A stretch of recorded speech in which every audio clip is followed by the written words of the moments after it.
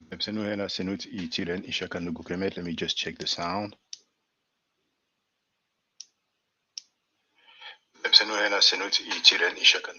Great, loud and clear, beautiful.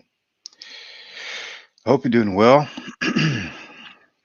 While I'm waiting for Brother Ned and Neb to join us, I can see there's already one comment in the chat which says Bati crew gonna be upset. That message was left by the messenger Jafar Blackman. Now,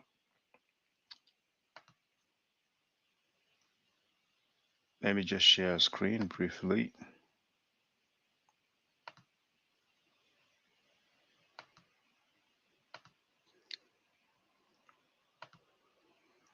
I hope you all doing well.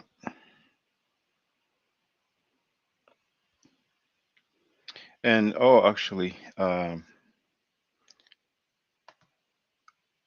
was the name of the username? It's Mr. Grandmaster Imhotep. When people come on my platform, I give them the respect, no matter their title, because I've seen on Garfield's platform, and they're used to doing that. They wouldn't really get, they wouldn't really let the brother speak. I mean, sometimes you can interject; it's fine. Sometimes you might cut someone off, he might cut you off, but at one point, you have two other people talking at the same time as you, and they did some fast stuff to me as well. I mean, they kept me on hold for 50 minutes trying to refute something that I've presented. And then, Garfield put me out of the stream 3 times. And then he was trying to sound me, lecturing me.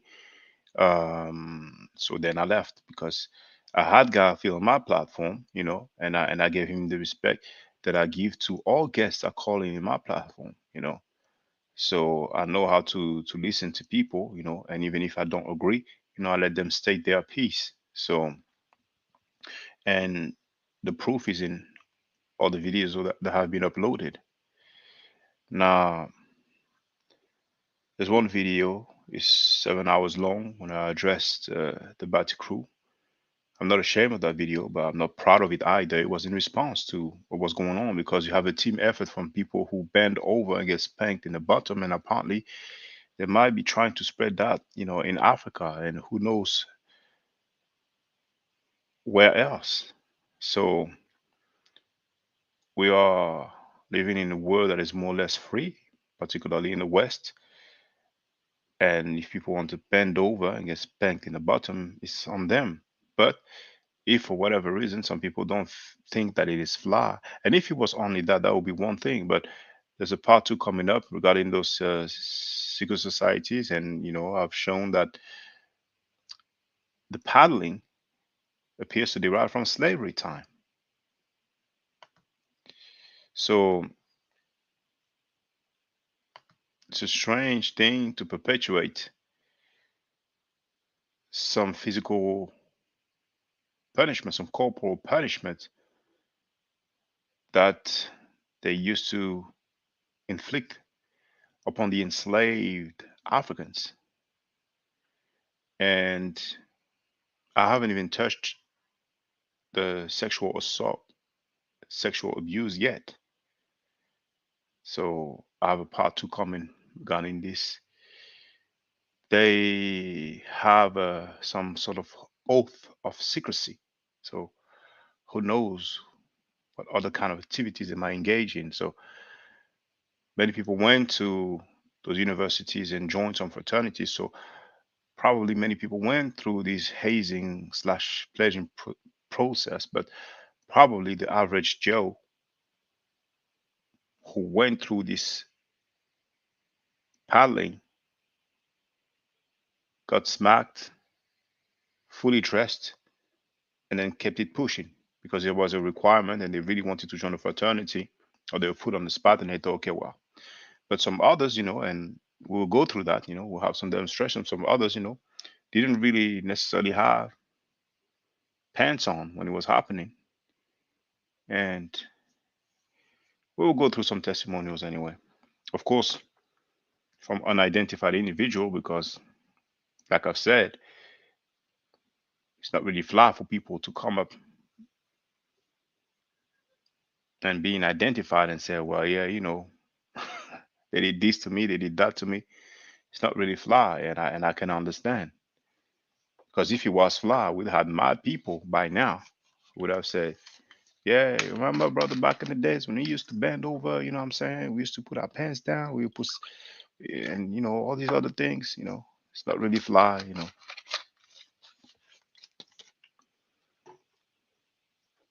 And we have people, who do like this crew.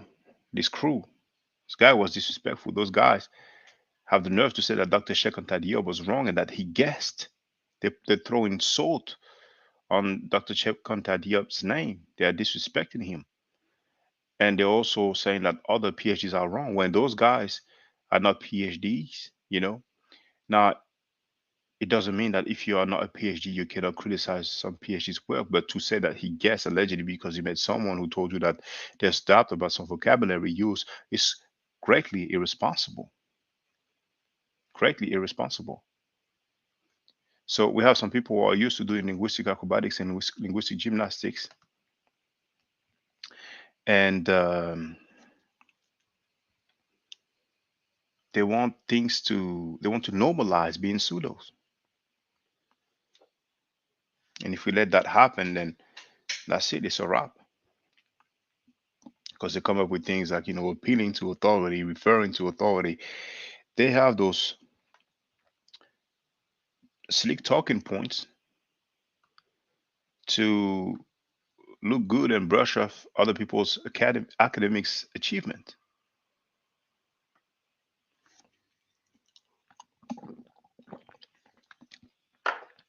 The funny thing is that when it comes to medicine, nobody's talking about appealing to authority or deferring to authority. When we are sick and we go to our doctor, we don't tell him, well, you sure, doctor? Because I read this online or I read this book about medicine. Because, doctor, right now, you're appealing to authority when you say that. Now, going to the doctor, to the GP, general practitioner, it's one thing, but going to the hospital. And those guys, if they ever have any accident that requires them being taken care of at the hospital, they will not say, oh, you want to administrate this medicine to me, this drug to me? You want to operate? You want to perform surgery? Are you sure that's the right surgery? Because I read a book and, it sounds to me like you're appealing to authority just because that's a consensus in medicine. It doesn't make it true just because a bunch of people in the medical field say something. That would be ridiculous. But they're trying to do that with Black history and with linguistics. It's like the wild, wild west. Anything goes. And what are the results of this mentality? Well, we have people who claim that Ra is a volcano, that Allah is in the Egyptian text. And back in 2008/2009, somebody came up with a video where someone claimed that a hieroglyphic symbol means Allah, which is one of the most ridiculous claims ever made. And some people believed it. Some people shared it.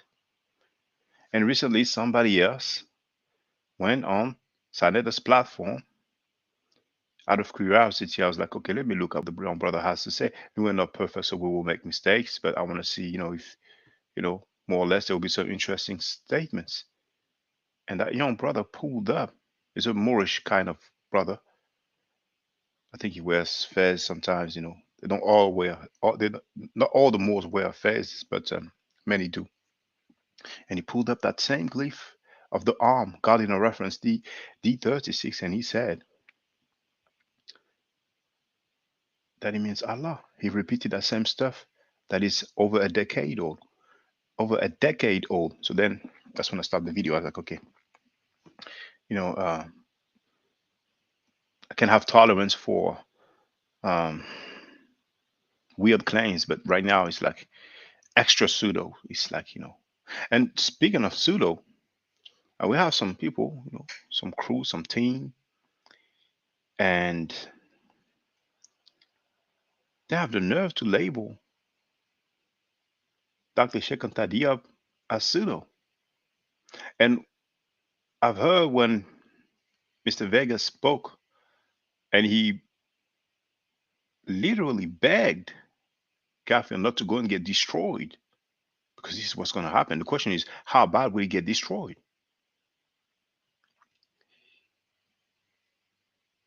At one point, he was talking and he said, "Yeah, you guys said Dr. Ben is pseudo." And they were trying to say no, but then he said, "Well, first of all, you were not there. And when I said his name, when I said Dr. Ben's name, some people went pseudo, pseudo, pseudo." And then it was kind of quiet, which is an indication that most likely it is true. And that doesn't surprise me because I've been hearing those guys. Now, I'm not really listening to their live stream in full, but I've been hearing them, basically making fun of our elder scholars. And we have the right to disagree once again. But those elder scholars did some research, went on the field. They were familiar with several languages. They've been teaching. And those guys who criticize them, I have never seen them doing any, um, well, I've never seen them presenting any work by themselves. It's always a group effort. And they mainly go online, particularly on Google. The source that they quote the most is Wikipedia. I have never seen them doing any field research. Some of them, I don't even know if they ever traveled outside of their home country. And there might be one or two who know some foreign language or one foreign language, but the majority speak only English. So on one hand, we have some people who speak several languages who have been teaching and who have been traveling on the field doing research and writing books. So they've presented some information. And on the other hand, we have some new age people who just get together and it looks like it's because of an agenda that they are in here trying to tarnish the legacy of those people that we appreciate. And I heard one say, well, everybody on this panel is atheist. People have the right to be atheist. But why would they focus so much on Kemetic people? Surely out of weakness, because it's easier to try to bully the people who have less strength in terms of number, because there's strength in number. And of course, the Kemetic people, when we look at Black people worldwide, Kemetic people are a minority.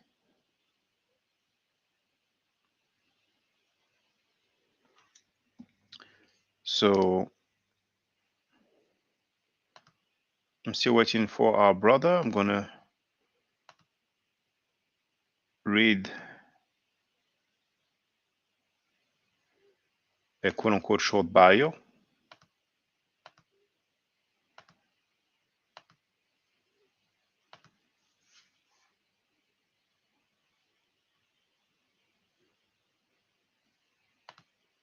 I'll make it larger.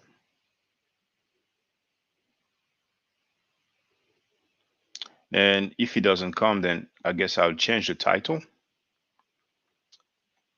and the thumbnail. And then we're gonna do some question and answer session. I've sent him an email to let him know that the live stream has started. I haven't had any response yet, so something probably came up and he's not available. We'll see. He might just be a few minutes late. So Netaneb is a student of Dr.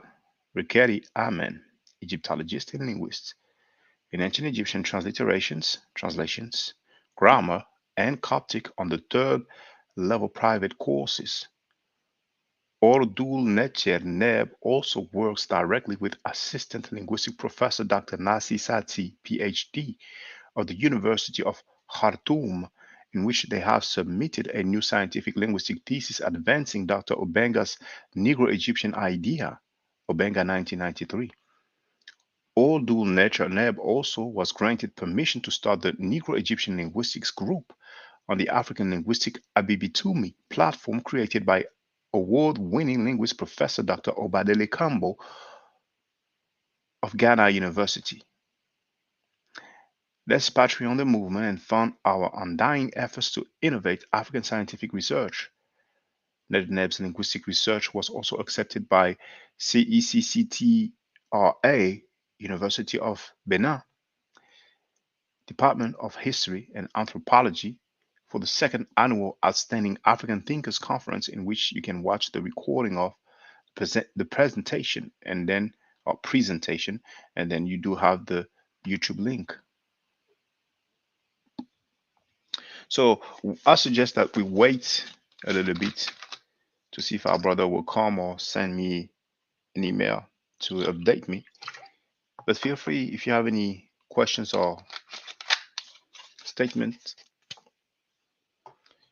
And I wasn't going to share the link to get on the panel, but I will do so now. Okay, I'm away. Just feel free to participate in the chat for now.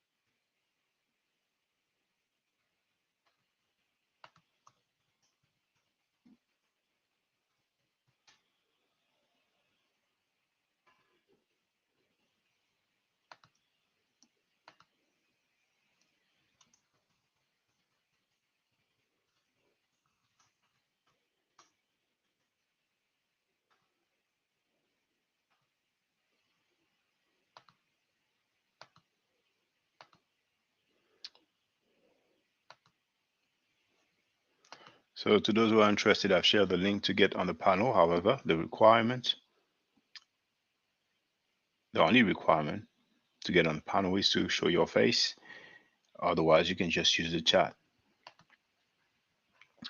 And we'll see. We'll wait a little bit and we'll see if I will ultimately change the title. But we can continue regardless. But if we continue and our brother cannot make it, then I will change the title. So let me know what's good. Let me know what's popping. Now, there's a brother who started taking the Meadow Nature class, and he told me about the discussion between Sister Napa and some other guys, some other dudes, some people who like to do Google Scholarship. And it's very funny because right when they started the discussion, and the sister said, well, the live stream lasted for 7 hours and now you don't really have time or something like that. And the same dude who was trying to sound me and lecture me, who made me wait for 40 to 50 minutes and let other people criticize what I've presented without even addressing my source, and who kicked me out of the panel 3 times, and who had the nerve to tell me that I don't have any discipline and that I was crying like a girl just because I've put in the chat that he kicked me out. So you cannot even leave a message in the chat. Now, that same guy, he was just more than on his feelings, rumbling, rumbling, rumbling. So, where was the discipline then? See, some people are just very comfortable. Hey, Grandmaster Imhotep 360. Feel free with your questions. Feel free. If your brothers and sisters have questions about the Meta Nature, feel free. Anything that I've said now, 2 years ago, anything on video, anything in a live stream on my platform, or on some other platform, we can address it all. We have Nesu West who wrote Ankh and Ma'at. But I will go ahead and change the title because our brother's not there. Something must have came up. It's not available. And let's continue the discussion. And we also have I am that I am hotel to you as well. So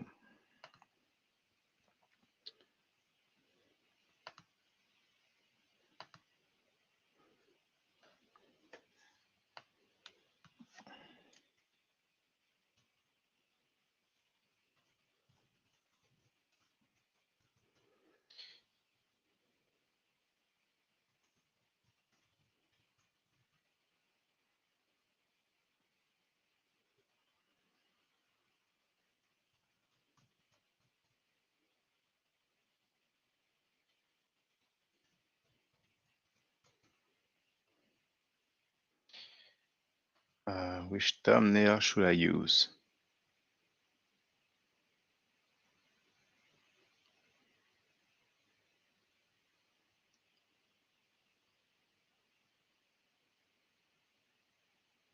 Hey, our brother Osar MK is here. Hotep and E. Hope you're doing well. Which thumbnail should I use?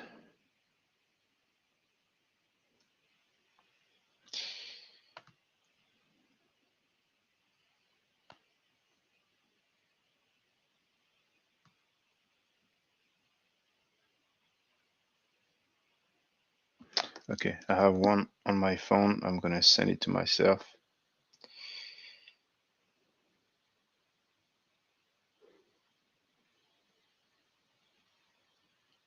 Oh damn.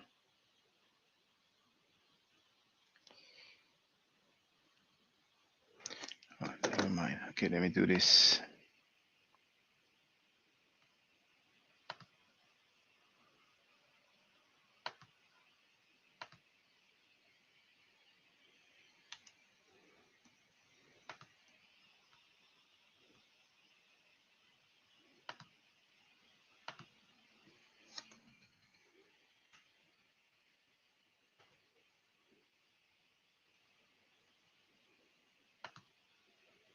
Okay, that's it. So I've changed the title of this video. And if I refresh now, yes, it does say questions and answers, free discussion, don't hate and participate. I've changed also the thumbnail of the video, but it usually takes a few minutes for the thumbnail to change, to be updated. So for those who just arrived, I was waiting for our brother, and I've sent him an email to tell him that the live started and ask him if he is still available, but there's no response. So obviously something happened and he cannot make it. So Saimka is asking me to give a breakdown of the Israel Stella. And he also wrote, M. Hetep Seba Ankh Wasjed. And now that you mentioned Seba, I was telling that new Medu Nature learner of mine who had his first Medu Nature class that, and I've said that once or maybe twice during live streams. Well, I'm not sure if I said it once or twice, maybe just once. But anyway, I went through many dictionaries, and I haven't yet found Seba translated as teacher.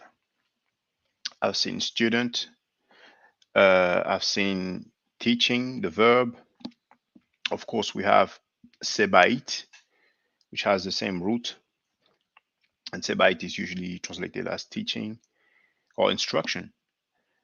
But I have yet to see Seba translated as teacher from a dictionary. So if anybody can direct me to that, please do so. Now, as for the Israel Stella, the so-called Israel Stella, well, I can share my main video. And if people don't know what my main video is, I'm going to show you. Hold on, I'm going to do that.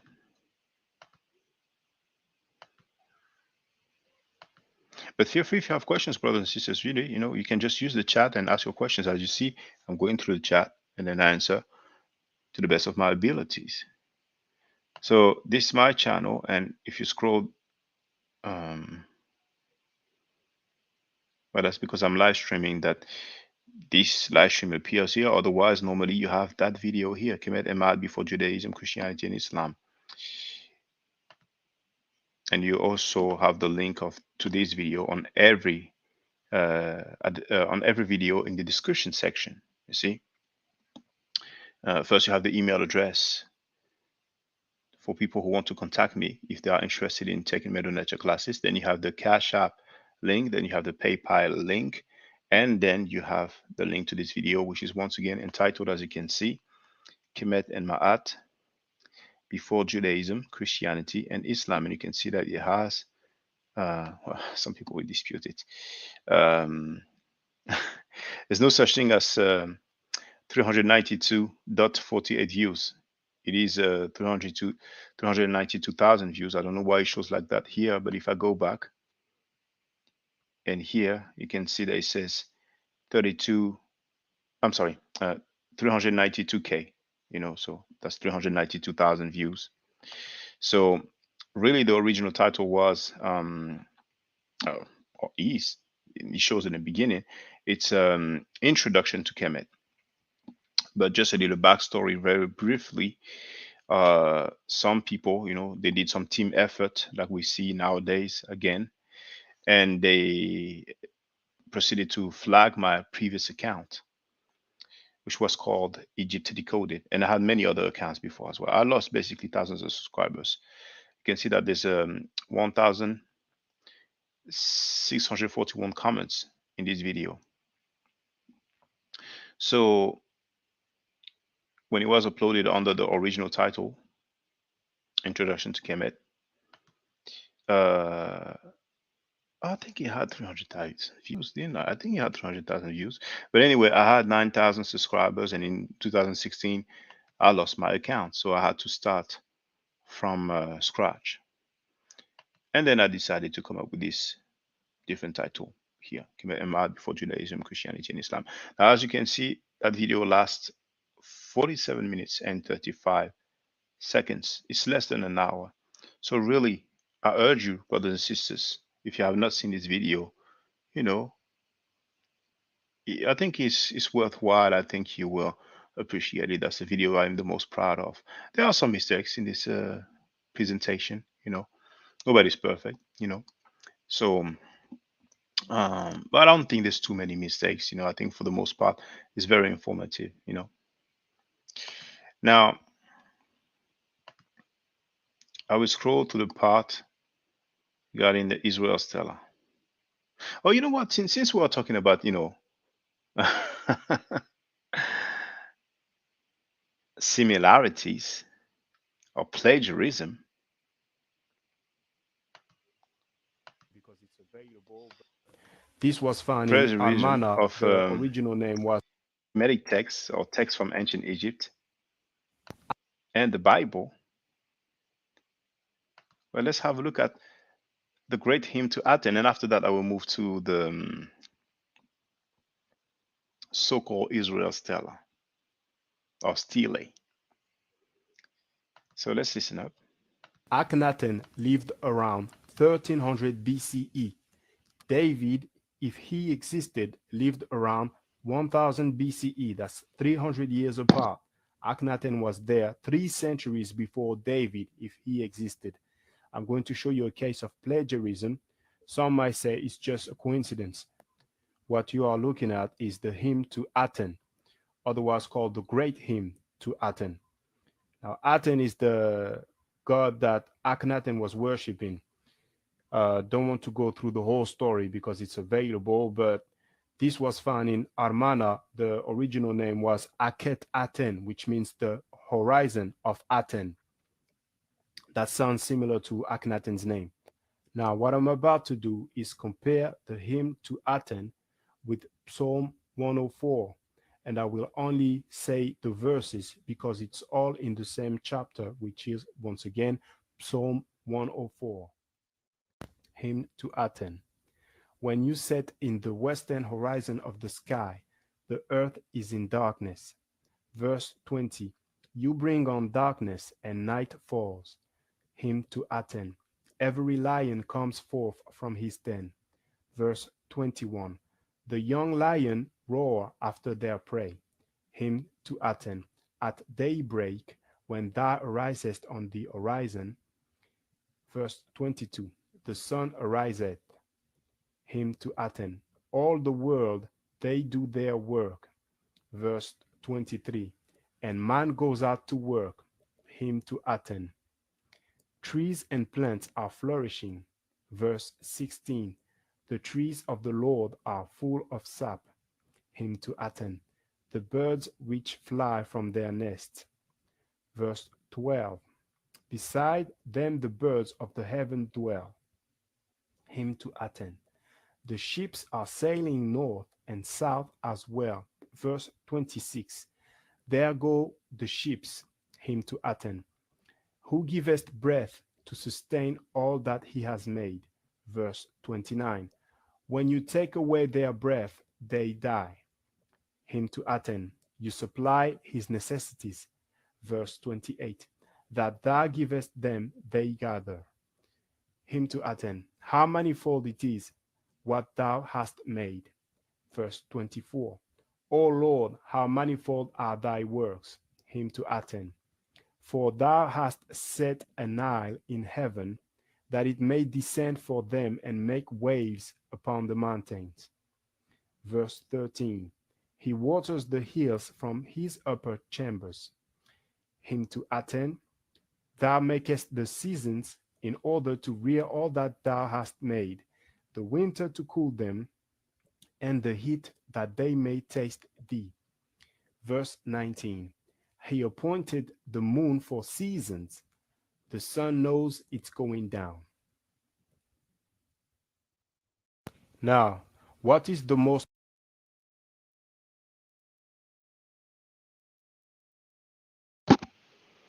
That being done, now we're going to move to the so-called Israel Stella.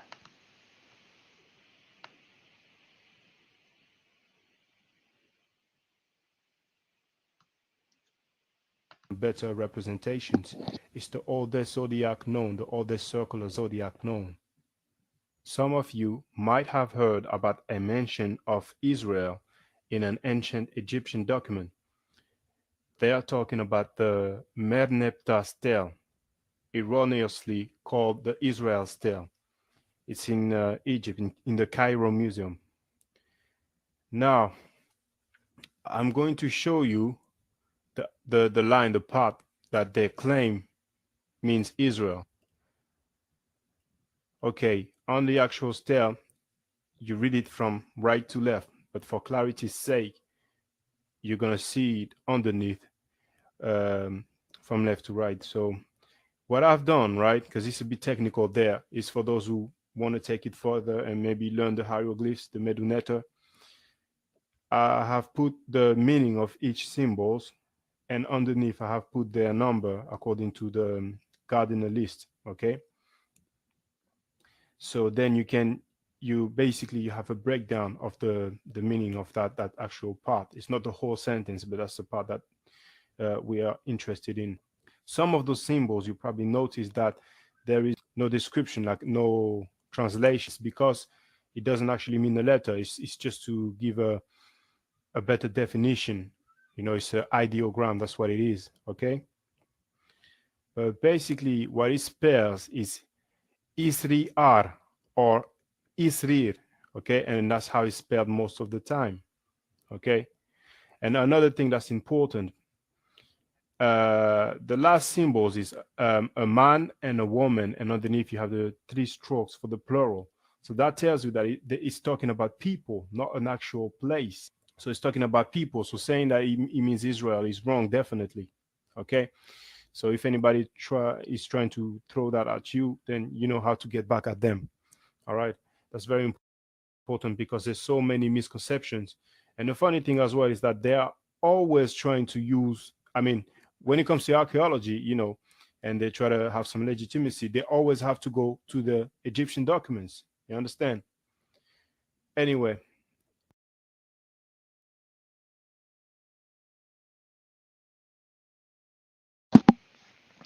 So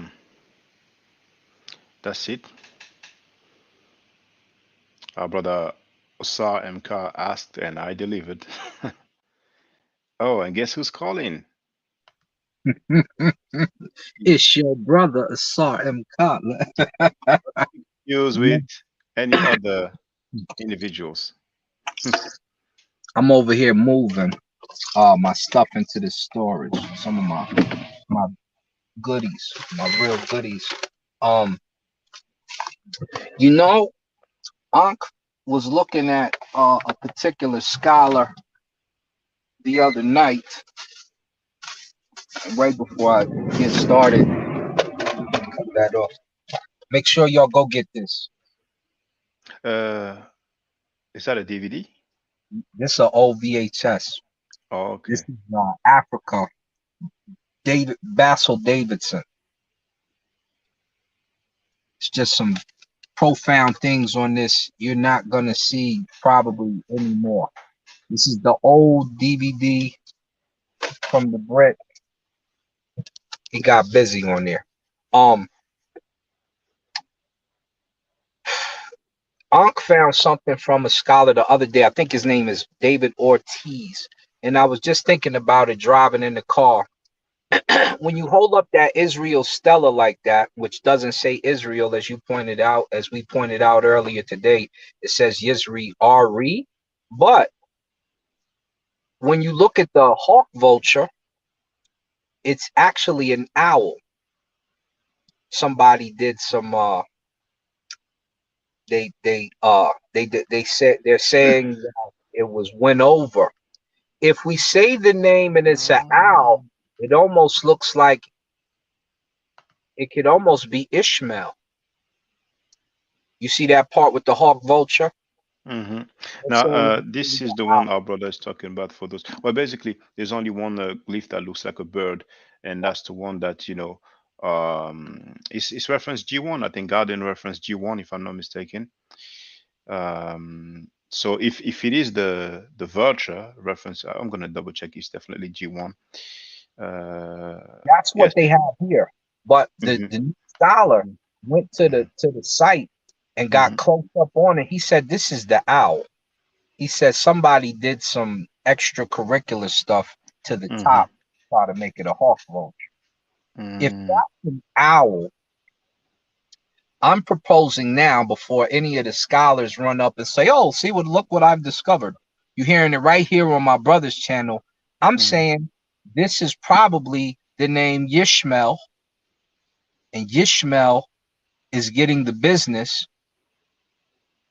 from Marin Patah. mm So if and it does Go say ahead. Yishmael, that would Go be ahead, brother. Yishmael and his people, and his seed is over with. Mm. That's what Now, I'm proposing if it's an M and if it's actually connected, which we haven't connected anything, nor would I try to, but that would be Yishmael getting the business from Marin Patah. mhm. Now, just so that the layman can understand what we're talking about. Uh, First, I'm going to share uh, a link to Gardener's sign list. Um, I'm going to show you the uniliterals. So you will find that at the bottom of the link that I have shared in the chat. Okay. You also have that link at the in the description of all my videos. So this is a so-called this is a quote-unquote meta nature alphabet. Those glyphs represent one phonetic value or one sound. So the first one here is the vulture, and the vulture's phonetic value is the sound ah, and this is the digit 3, but really is what is called a aleph because we don't have the aleph on our keyboard. Many people use the digit 3, but that's the sound ah. Okay. Now the owl is in the second row and is here. And the phonetic value of the owl is the sound M, and the reference, the Gardner reference or classification, is G17. Okay, so now if I return to the Meron-Ptah stela, also known as the Israel stela, That's why I like to say so-called Israel Stella, because people simply claim that this is the oldest mention of Israel in history. So it will give some legitimacy to their tale. The relief here. Now, I've made, by the way, I've made this video in 2008/2009. So you have the double relief, which really could be considered as one single glyph. The phonetic value is the sound E, and it's transliterated with a Y. But you see here, with my limited knowledge at the time, I've put one relief and another relief, and twice I've put equals I. Now it's the letter I indeed, but it's pronounced E, just like in French. The what you pronounce I, we pronounce it E. You see, for example, Paris. You see, we have the I and we pronounce it E. Now, really in French, we don't pronounce the S. We say Paris, but it's fine. So the relief is a sound E. This is the bolt or the lock. It's also a uniliteral, and it stands for the sound S. Many Egyptologists will say that in the Old Kingdom, it was the sound Z, as you say in America, and Z, as they say in England. And later on, it kind of evolved into the sound S. Then we have two oblique or diagonal strokes, and the phonetic value of this is the the sound E as well, transliterated with a Y. Um, um, I've put them here, but I didn't ascribe any phonetic value for it. Um, then we have the mouth, which is the sound R. Then we have the relief again, which is the sound E, transliterated with the I once again. And really, the transliteration is usually lowercase and in italic as well. So far we have EC re, and then if this is the uh, vulture, then that will be EC R, because we have the mouth once again, which has a phonetic value R. This is just a single stroke, so there's no phonetic value for it. This is a determinative, really, that would denote like a foreign people or foreign place. Barbarians. Some come again, brother? Barbarians. Well, and oh, we have Catherine. I hope you're doing well. We had such a nice discussion and Of the cow. sensitive discussion, about slavery. And I guess sometimes it's helpful to have this kind of discussion. Usually, we don't have this kind of discussion on conscious community platforms, But everybody had a chance to get their point across, and we need healing. We need healing, you know. And once again, my brothers, at the end of the day, most of the people listening to me are from America. And I can assure you, brothers and sisters, that African people have love for you, brothers and sisters in America. You might come across a few people who use term like akata, and maybe they don't even know what akata means. But you have some people who have more of a European mindset than anything else. They're like, very upper class, and they just want to associate with a certain type of people. But we should not make a rule out of an exception, because on the other hand, you know, in America, sometimes some people make some statements towards Africans. I mean, we have some Hebrews who are light, from, I don't even want to say the name of the organization, but we heard Sanetta talking to Baba Heru and asking him about those people, and he named the organization, and they celebrate the death of Africans. Can you imagine if we have some Africans who celebrate the death of African Americans? You see? But of course, we and Africans, continental Africans, Africans of the diaspora, we don't make a rule out of an exception. We know it's an exception, you know. So sometimes we have some talks, cliche talk, like, "Oh, Africans look down on us. They think they're better." No, no, it's not like that. But anyway, that was just in passing. Very nice discussion we had with our brother Kefren, who apparently might have been a Moor at some point because of the suffix that we have here. So James Power as well, is a place to be. So anyway, so far we have ECDR, Yeah, I was saying, yeah, this glyph here is a determinative, no phonitive word. Just like we have the seated man and the seated woman, those are determinative. It doesn't have any sound here, and we have the mark of the plural. So it's talking about people, not a place. And if it is the vulture, reference G1, indeed it will spell ECDR. But if it is the owl, and this is the original, mind you, the original part from the Merempeta Stela. This is the hieroglyphic transcript here, So if it is the owl, then it's the sound M, so that would be EC mer, you know. Now, some people like to argue that the R stands for the sound L. Um, in the Middle Egyptian and before, there's no such thing as the L. It's the sound R, and because it's an African language, it's a rolled R, which means that if I was to say read this book, the rolled R, the African R, would be read this book, just like in the Arabic or Arabic, it's a rolled R. So some people like to argue that the R stood for the L, but during that time, there's no such thing as a L, and I'm talking about the L sound. Later on, during the Greco-Roman time, they would have the L sound, and possibly they might have used the mouth for the sound L. And it is known that they've used the lion, which initially stood for Ru, or the R sound, some people argue. And ultimately, they use that for the L. And I've shown you that for Ptolemies, that we call Ptolemy, you know.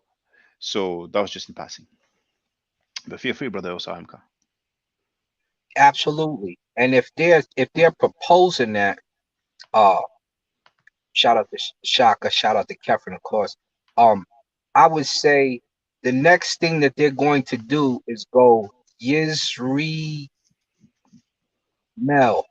and they're gonna call it Ishmael because you. I can almost see this happening as we speak. No, it's not Israel. It's really Ishmael. And see, this is what happened to Ishmael. And the reason being, when you speak in Hebrew, everything is yuh, yeah, yeah, yeah. Everything is Y sounding.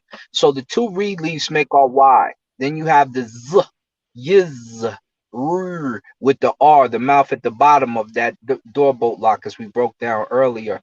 The reed leaf is next. Yizri, and then if this is an M instead of the A, the hawk vulture, as you see, and proposed that it's gone over and somebody did some graffiti to it to make it a long A, which really, if it's an owl, as the brother David Ortiz, I believe Kefren and Ankh was showing, that would make it Yisrael if the R acts like an L, which means it would be Yishmael or Ishmael.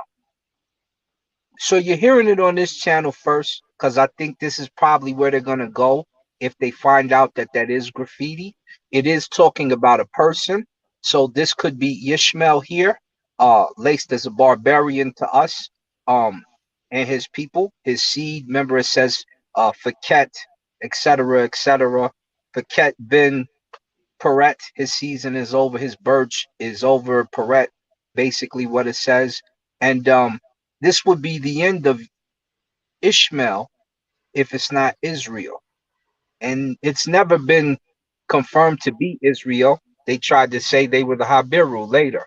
You can't have it both ways because Habiru and Yisrael, the people on this stela, are from Libya and Nubia, the Merenptah stela that we're showing now. The people that come up in the Habiru text are not from either one of those locations, and it's different.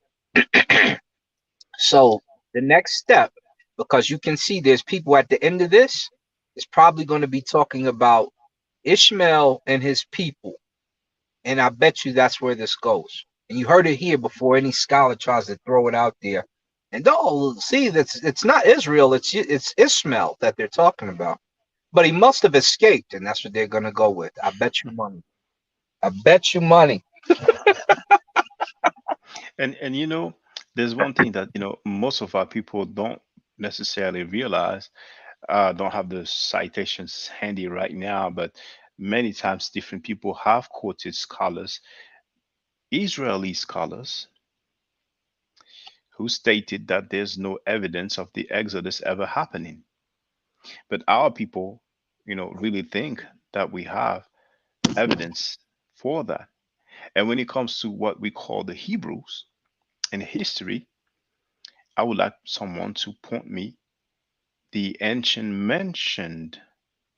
the ancient mentions of the Hebrews, you know, because Mm. sometimes there's some people who's very good with linguistic acrobatics and linguistic gymnastics who said, they were Hebrews in Kemet. Matter of fact, he said that the Hebrews were Egyptians. So I mean, it's like, mental health issues. But if anybody believes that we had Hebrews in Kemet, please show me. Please show me. Now, if you want to say Canaanites, that's something else. Yeah, because Hebrews are from Shem and Canaanites are from Ham, so you can't have it both ways. Pick one.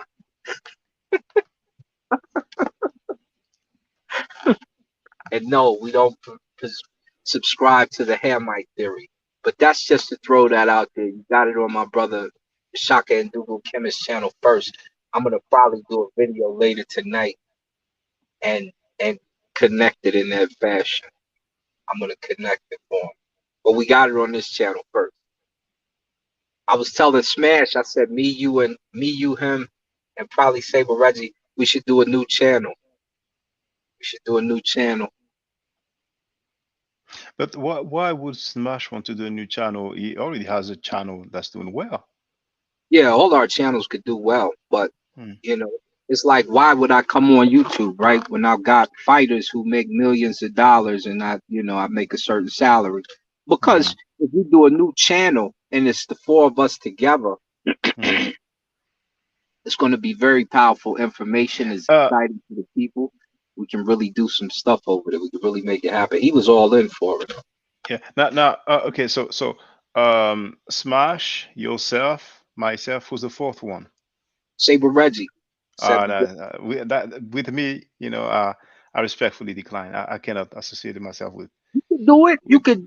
Just because you argue with somebody, that don't mean that that's the end of the world. Well, it's more than argument. I don't know if you had a chance to see what he did for 50 minutes. He was trying to refute my information without even going at the source, saying that I'm, quoting white scholars, you doing the race card, and then um, saying that I'm not doing the right methodology, that I'm not doing the proper methodology. And after 50 minutes of doing Google scholarship, looking for any link, any blog, any website to use to go against my information, once again, without even going at the source that I've presented. As a matter of fact, he even said he did not watch the video. And then after that, he said, I need to do more research. So he just humiliated himself. He talks about methodology. He's been talking about methodology and scholarship for the longest, but yet live on the air on the Batty Crew leader Garfield's channel, he basically did the worst ever.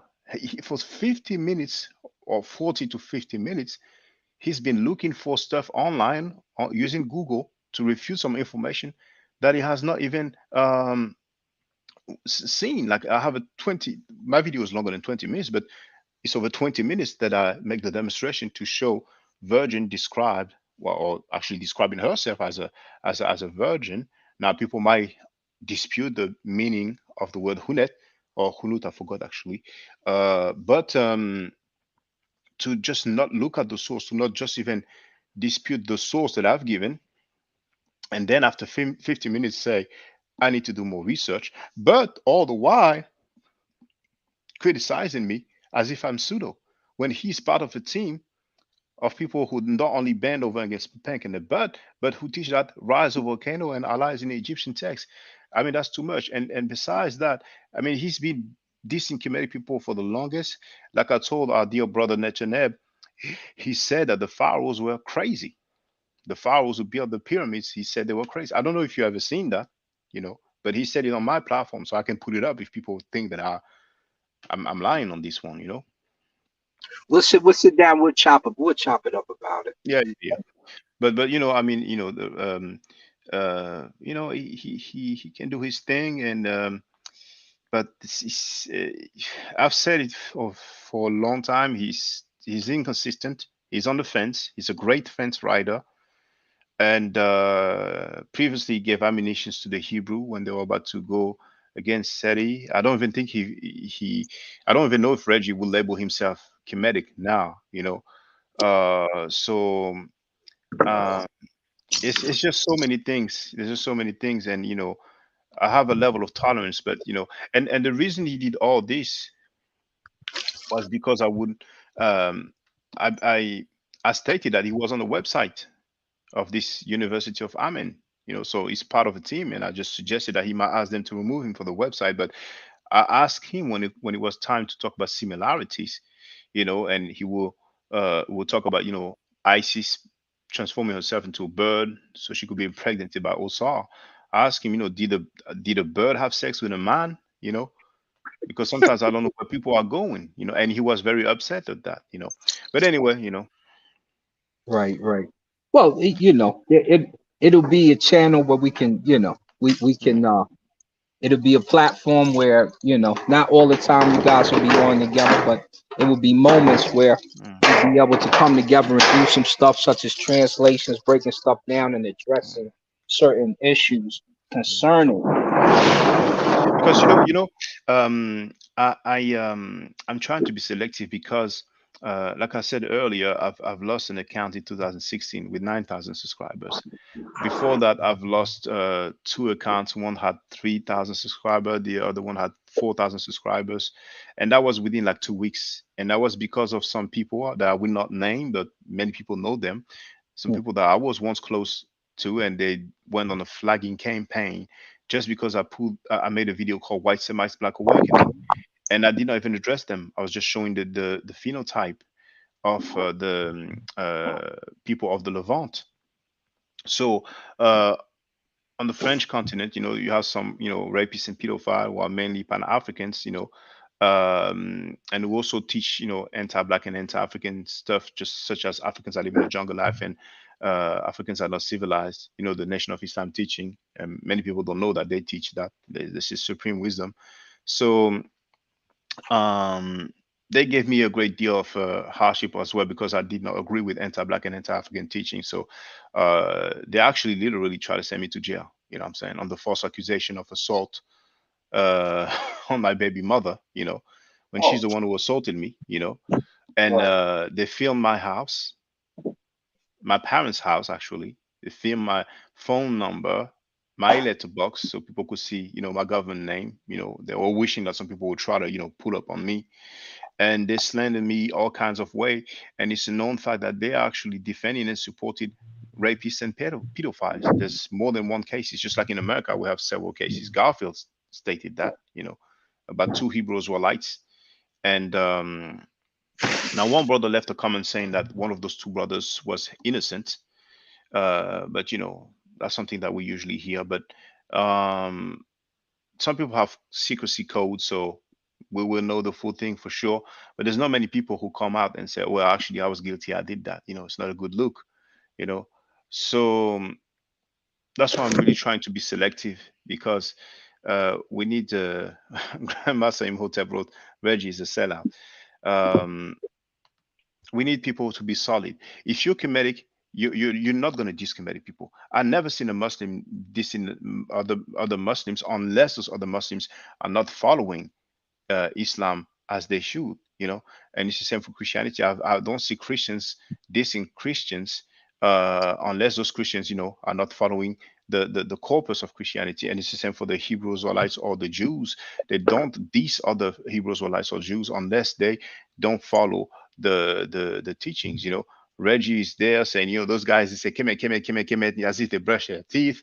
He labeled some Kemetic people as Kemetic Christians, and he says so many things all the time. I mean, it's, and that's me. That's me. I'm not trying to deter anyone for any uh, endeavor whatsoever. But I'm just saying, me personally, it's just something.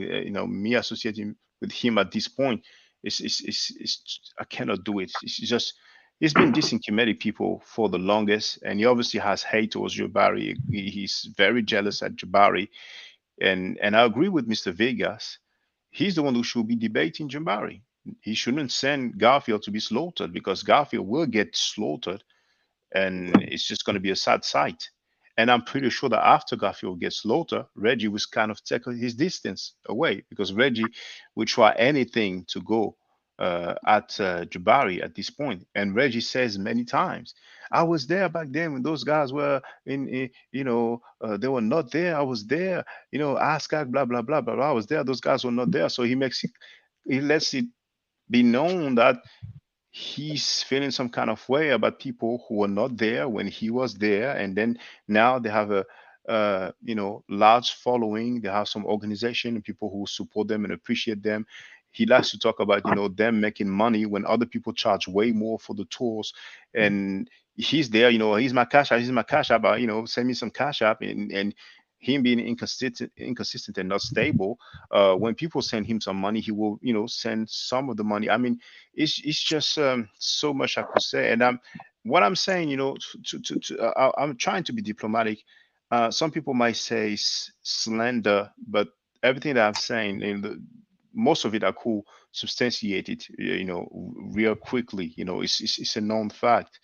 He's been constantly dissing Kemetic people, and There's a personal issue yes, that but underlies the situation it's with true. It's true. Jabari. It's not a personal between him and Jabari per se. So there's a, it goes more in depth, which I can't really. That's up to them to discuss. It's not really directly aimed at Jabari. Uh, Jabari just hopped in. There's an old video on Sonetta. He Hmm. says, "You're not gonna disrespect my master teacher." Blah blah blah blah. After the master teacher has said something about uh Reggie. Now, can Both I of ask them you, are please, well, brother? I'm sorry yeah, to interject, but is it when the guy said that Reggie was dirty, unclean? Sorry, unclean. yeah. There's some stuff like that. Yeah. Yeah, and So, and just keep remember, going, so I can yeah, state my they piece about know that. each other, and that was kind of a shot at Reggie first, right? Uh, and then Reggie basically wanted to debate him. That's when Jabari hopped up like, "You're not going to debate my master teacher," et cetera, et cetera. And that's kind of how it started to unravel, even though it goes even further back than that. Hmm. And they're semi friends, semi frenemies, semi, you know, uh, heated words. Like, why would you call me dirty on, a national program has many views? It's like, why would you say that? I'm sorry. Um, Come again, please. is basically like why Reggie was kind of like, why would you call me dirty on a Unclean, national? unclean. Yeah, why would you call me that? And this is before Reggie started taking shots at Jabari on the show. Hmm. Why would you say something like that when I'm not disrespecting you or none of that, and I'm coming on here for you. So if we started, we got to start from the top, right? That's what's triggered everything. Hmm. And I'm Once glad you that, said that. Hmm. yeah, I'm then glad you. Reggie Go ahead, felt brother. a way. And after he felt a certain way, Jabari felt a certain way. And so it's been going back and forth. And because the community started they started feeling compelled towards Jabari. As Sonetta promoted him, as we should. And, the issue wasn't. Oh, you're muted, brother. I don't know if you can hear me, but I think you've muted yourself. I cannot mute you. Let me unmute you. Bro- Oh, I cannot unmute you. No, you've muted yourself. You need to unmute There we yourself. go. Yeah, now we Yeah. can hear you. We can hear you now. Yeah. Putting your stuff in storage. So as that happened, remember the Saber Reggie was in the command corner. He was about whoever's a Shinsu, but he was attacked first. So we Now, got okay. Now, I want to state for the record that before Reggie was labeled as unclean, and it's not the end of the world, you know. unclean. Is this could be worse. Like Saneda called Jabari, and I'm just quoting. He called him a bitch. 2 days Yeah, later, Reggie went on Saneda, and I don't know if I made a mistake, but Saneda called brother Reggie a bitch on Garfield's platform, and he even wrote that in the chat. 2 days later, um, Reggie was on Saneda's platform. So if someone calls him unclean, and he makes such an issue out of it, then how come when he was called a bitch, he's on Saneda's platform? There's a huge problem there. But before he was labeled unclean, Reggie was associated. Now I don't know exactly what he said, but he was associated with all those people, and Garfield is one of the forerunner who used to diss and make fun of comedic people. I remember when they played videos of Baba Heru because he used to sing. So they would put, videos of him on stage singing, and they would even make audio sound bites of people laughing, like, really laughing like crazy, like rolling on the floor, like we say. yeah, So that was throwing shade, that was throwing salt, that was disrespectful, and they would put different statements. Also, I remember they quoted Mfudishi, because there's a video of Mfudishi where when he said 1 plus 1 equals 3. That yeah. was an video excerpt. I don't know what the context of it. I mean, maybe he was talking about two people getting together and then having a child. I don't know, but they just put that like 2 3 second sound bite, you know, and then they Yeah. would like make fun of it and stuff like that. And um, I think maybe we have another brother that we know. You mentioned it earlier, who was part of it. But we have those guys who have the habit of dissing comedic people. Just like lately, they've been trying to label Diop as pseudo, as well as Dr. Ben.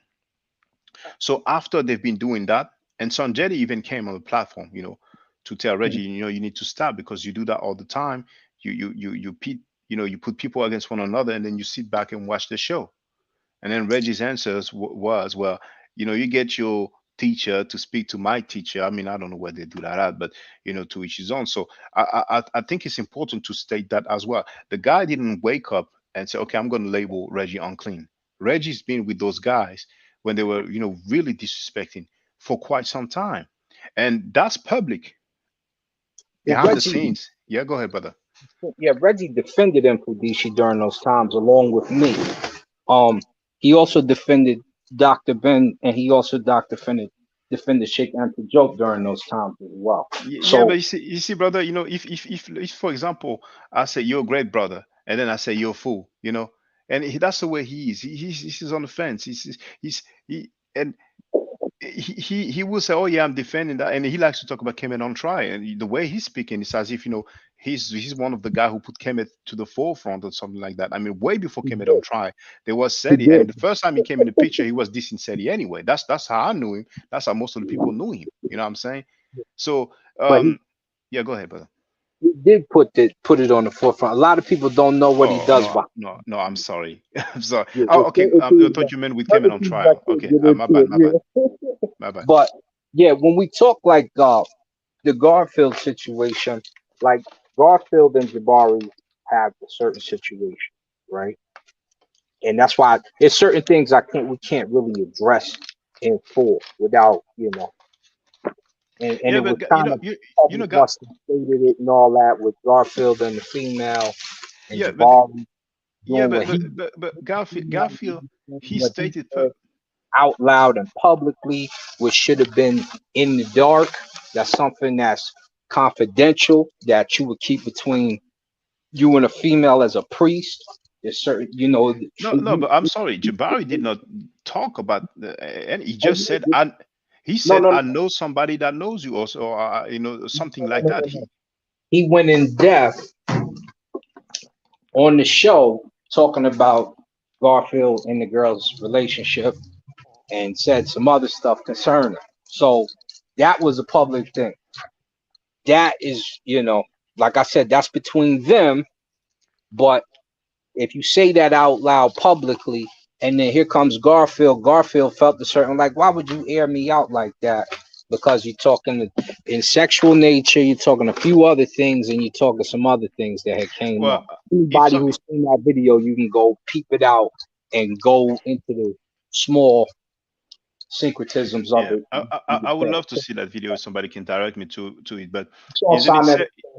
Yeah, Yeah, but he has so many videos. So anybody in the chat, anybody can send me an email to direct me right. to it. But it's safe to say that Jabari did not wake up one day and talked about that relationship between Garfield and somebody else. I'm pretty sure that Garfield has been throwing shots at Jabari and his organization, and particularly his master teacher, Baba Heru, for some time. Isn't Oh that yeah, safe to say? Yeah. So, you don't start none, won't be none. Those guys think that it's all good. I mean, they've been dissing Kemetic people for more than 2 years. So they think it's all good to diss Kemetic people all the time and nobody's going to say anything. You know what I'm saying? yeah, And Garfield recently said that uh, a guy from Jabari's organization, who is now a priest, has violated his daughter. It's a very strong accusation. And just say that like that. I'm like, where's all the smoke he's talking about? I mean, this guy sits down and he makes videos upon videos with I want all the smoke. yeah. But that's information. Is one thing is information, No, another I thing no, is I, no, personal I understand. I definition. understand. I agree with you. It's information. Yeah, But personal he said definition. he said someone violated his daughter. Right. That's So what I'm even saying. even if he doesn't want to pull up on the guy, how come he's not addressing that? Why would you diss? You see, Jabari is a priest, so he has a lot of energy to diss Jabari.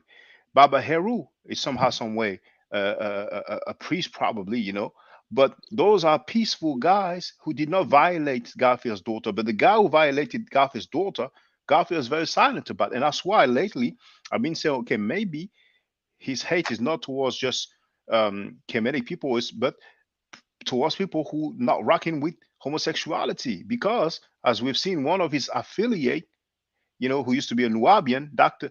York, thought that Paul was a homosexual. So maybe they have a new kind of religion where it's cool to be, somehow, somewhere. Because once again, And that it could be doesn't make on Garfield. But Garfield is like we talk of Saber Reggie, not Garfield's situation per se.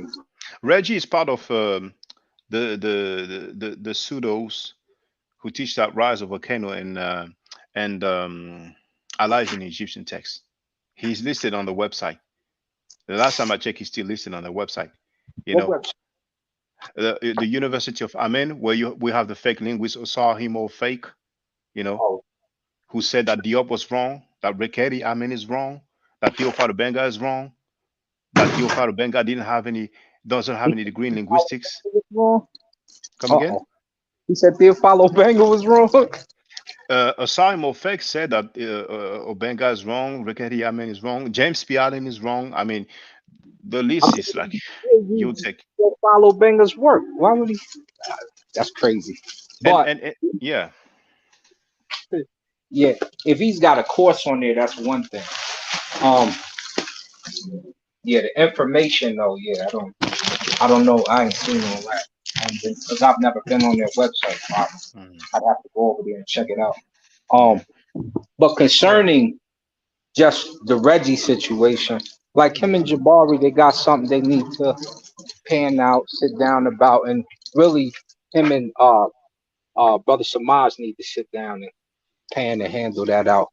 Well, Cause that I mean, honestly, I understand and I appreciate your point of view.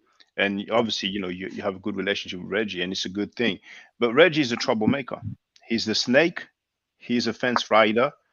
Um, and it has caused too much trouble over the years. And this is not something that lasted for a few months. But but time will reveal. Time will reveal, and people will see. Because this thing's been going on for years, like I've said, and it will surely not stop now.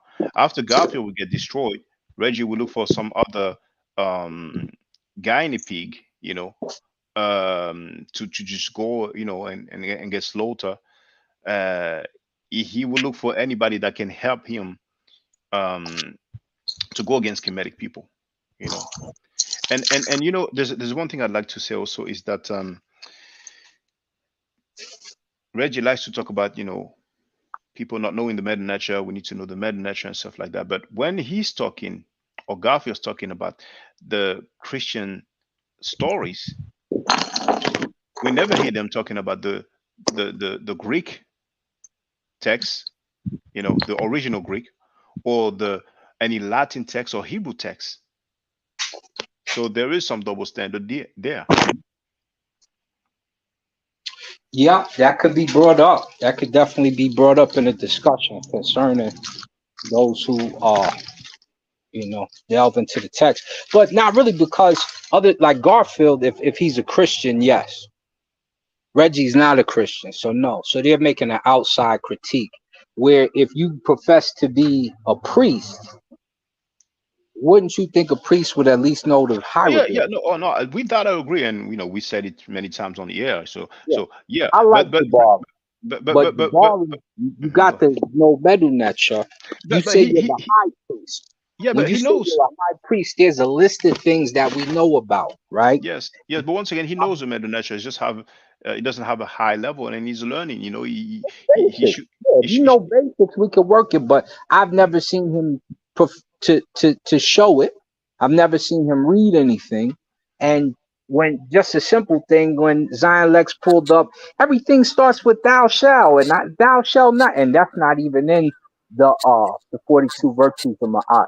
When you do something like that, and you profess to be the Tep Awi, Mm, we have Nebwawi, who is a Tep-Awi, meaning the head man or the head priest, the chief mm, priest of the Asarian temple. We've also got a chief priestess for Heru, and we know their duties, and mm, we know what they can do in order to have that title.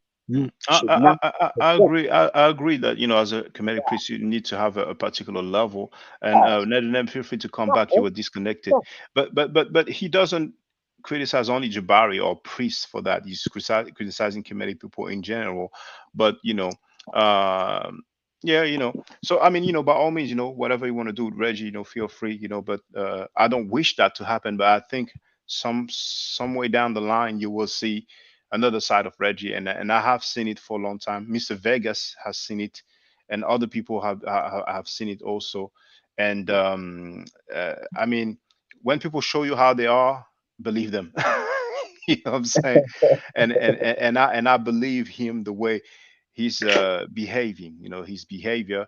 I mean, we were cool that a week ago, 2 weeks ago, we were cool, and just because I didn't not agree about their stance, all hell broke loose. So let me know when you're ready. Yeah, okay. So brother Samka, thank you very much for being there. Neb is ready to start with his presentation, so feel over free to hang on. yeah. All right. Okay. So, well, brothers and sisters, I'm going to rename the the last stream with the original title, and I'm gonna change the thumbnail again. So give me one moment so I can do that. Give me one moment. Now,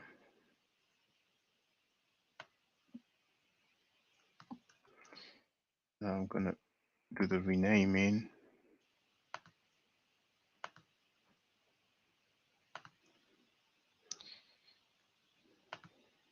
Hi, I'm Professor Dana Hora.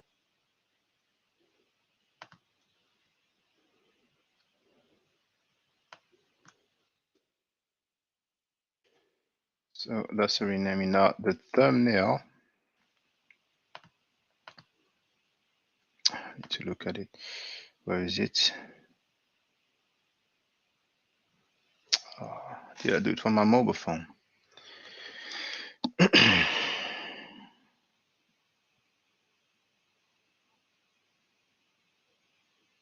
Yes, I did it from my mobile phone. So I'm gonna send the thumbnail. I won't be long, brothers and sisters.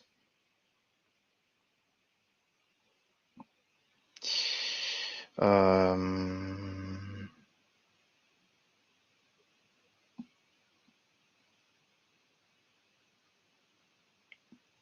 download. That's the one. I'm sending it.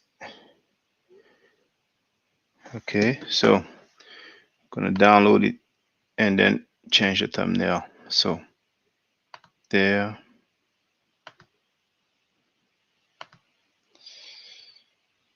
Download, and now I'm changing the thumbnail. Oh, am I sharing it?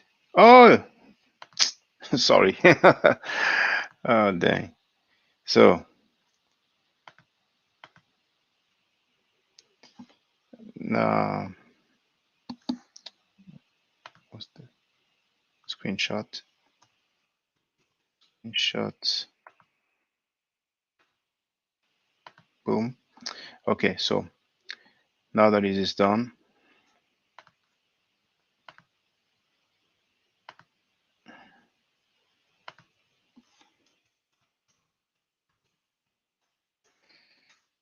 okay, so our brother will come. I've let him know that I'm ready.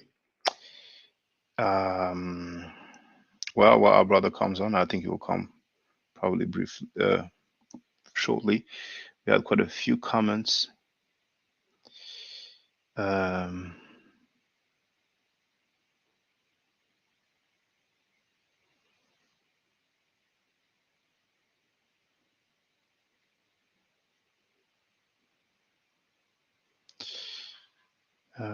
well, it's quite a fair bit of comments, really.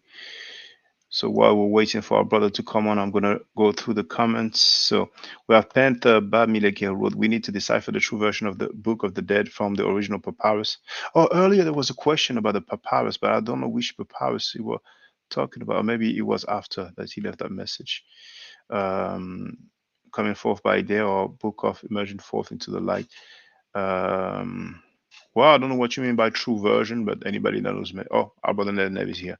So Hotep sent E. Can you hear me? Yeah, so Tap, I apologize about my lateness, man. My son, emergency. Yeah, I hope he's doing well, brother. No worries at all. We're here with Chinning. I have time, so it's all good, my brother. So, So um, yes, go ahead, brother. Go ahead.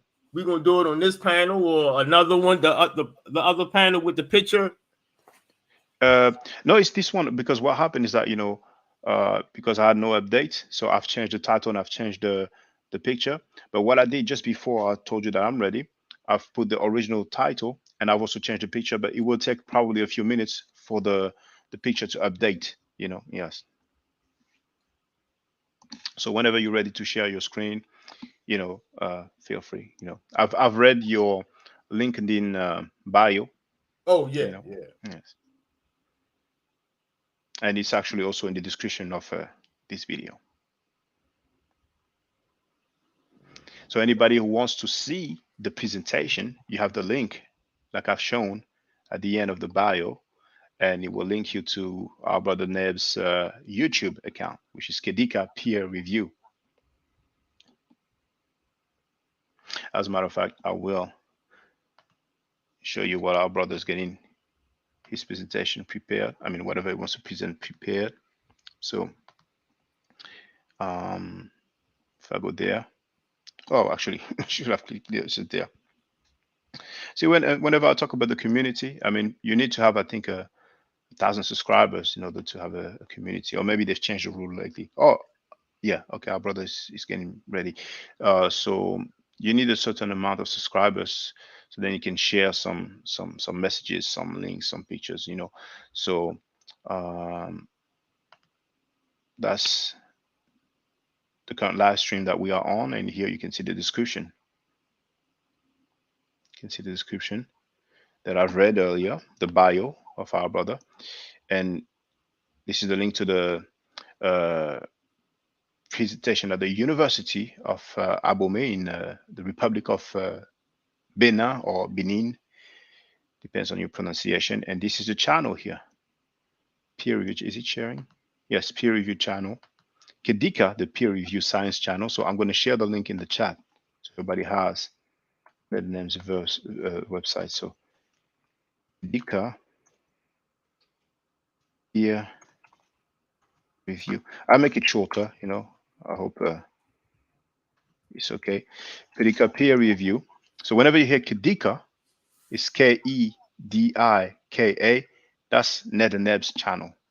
All right. So I've shared the link in the chat, and you can see what the brother is all about. So, are you preparing your stuff, brother, or you want to start now? Yeah, I already have it prepared. I was waiting you to finish. Okay, well, go ahead, brother. The floor is yours. Yeah, I just want to give a response to Dr. Issa and Dr. Faraji. I'm a BB2Me member, so y'all can go on my LinkedIn, share my LinkedIn account. My whole bio is there. I'm trained in linguistics. I do work in linguistics. So I'm someone who is not familiar with everyone in the community knows that I've been doing comparative linguistics for a while now, professionally. Um, uh, Top universities. My research partner is a linguistic professor in Nubian language. He is no Muriotic and none of that. Muriotic is not fully translated and all of that. It's still missing stuff with Meroitic and stuff like that. So that's not a language you can be comparing with Medu Neter. Medu Neter is fully deciphered, and Meroitic is not. So my teacher deals with Meroitic as well. He's a Nubian professor. He deals with Nubian Dongalabi. His name is Dr. Nazir Sassi. I know you heard the brother Afro Stali speak about him a few times on here. Another research partner. I'm also the head guy in the Negro Egyptian Linguistics Group, which Obadeli Kambon is also works there as like kind of a head guy to keep everything in check. So both of us are. He gave me permission to start a. Dr. Obadeli Kambon gave me permission to start a Negro Egyptian linguistics group where all of the top linguists are in one group. So I'm familiar with a lot of these linguists. They are actually, most of them are on a BB2Me. So my LinkedIn account, it shows my background. I've been enrolled in a VLC program for Marksburg University for 2 years in historical linguistics. And I'm supposed to be, after I finish that program, we'll be going to the University of Leiden. And then as I get familiar, just so I can have success in the field of linguistics, I'm going to go to UMass, transfer my credits to UMass. That's what you do when you go to college, is that you don't have to finish college right there. I mean, once you get your credits, you have your credits for your school for life. Until you get enough credits to graduate, get your associate, if you're an undergrad, associates, bachelors, etc. So on this subject, everyone knows that this is what I deal with. I submit papers in this field of linguistics. I share the company of award-winning linguists like Obadeli Kambon on a BB2Me Negro Egyptian Linguistics, a linguistic platform to learn African languages and linguistics. And also, I was trained. People forget, I was also trained for years by Dr. Raketi Ahmed. I was a student of Dr. Raketi Ahmed, and Dr. Raketi Ahmed trained me in basic linguistics, which is dealing with understanding the IPA, transliterations, very beginner stages of metametric grammar to some advanced stages of grammar. Like the Sedgwick forms, etc., the different Sedgwick forms, let me say, the way the syntax of Egyptian is constructed. So I have experience in the grammar of Medu Neter, being my teacher has a master's degree in linguistics. She has also a master's in Egyptology. She was in a PhD program for University of Chicago, decided to do private courses. Now, as I tell people in college, private courses count. I don't know why people in this community are lying, saying that your private courses don't count. That's a lie. You can take those private courses, and if you have experience, most universities give you credit for your experience in the matter. You don't have to have a degree. That's why I say you don't have to have a degree, because a university still can give you credit for your experience. You can go to UMass, all right? Now, I'm not saying you can't put in no work. You have to put in work, but experience do matters. It's not the top, like as Obadeli Kambon, Dr. Riccati, and none of that, because they are advanced PhD, went from undergrad to a graduate. But right, experience does count.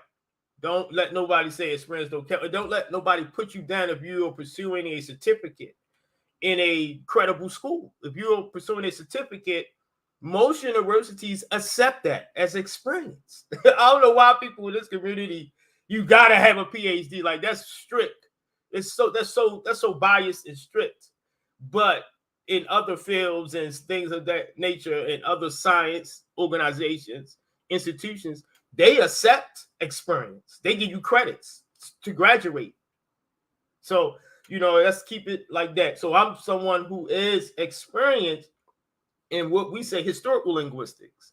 Historical linguistic, I have kind of like an intermediate level understanding due to my being around people who already was sharp. Dr. Riccati is one of the sharpest people when it comes to the language I have ever been around. Her, Dr. Obadeli Kambon, and Dr. Sati are the three major reasons I'm at where I'm at right now. There's no other people. They are the reasons. They hard on me and they criticize me to get me better. And this is what I'm going to do with Dr. Issa. I want to put everything in perspective, is that I love Dr. Faraji. I'm familiar with his work. He wrote work on Meroitic and, Old Nubian, which is the language I study.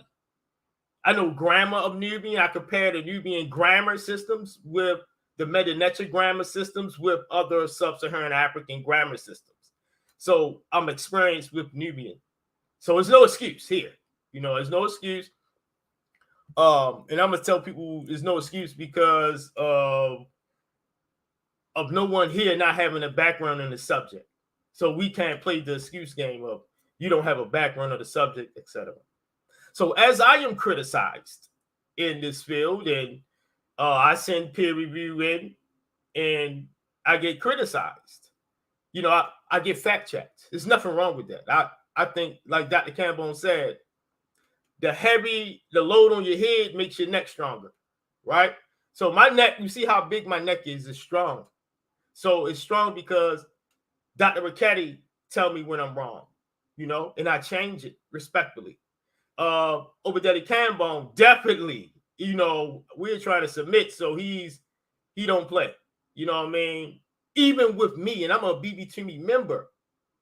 So I want to get it out of he's being biased or something like, that's the narrative. The narrative is, I'm gonna tell you the truth. In this community, when you correct them, they get angry at you.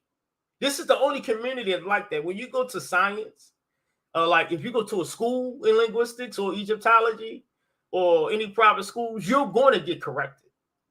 You will get corrected. You can't alleviate from it. See, you will be corrected. There's nothing wrong with being corrected, only in this community. Why is being corrected wrong in this community and not the science world? See that? Why? What's wrong? What's going on?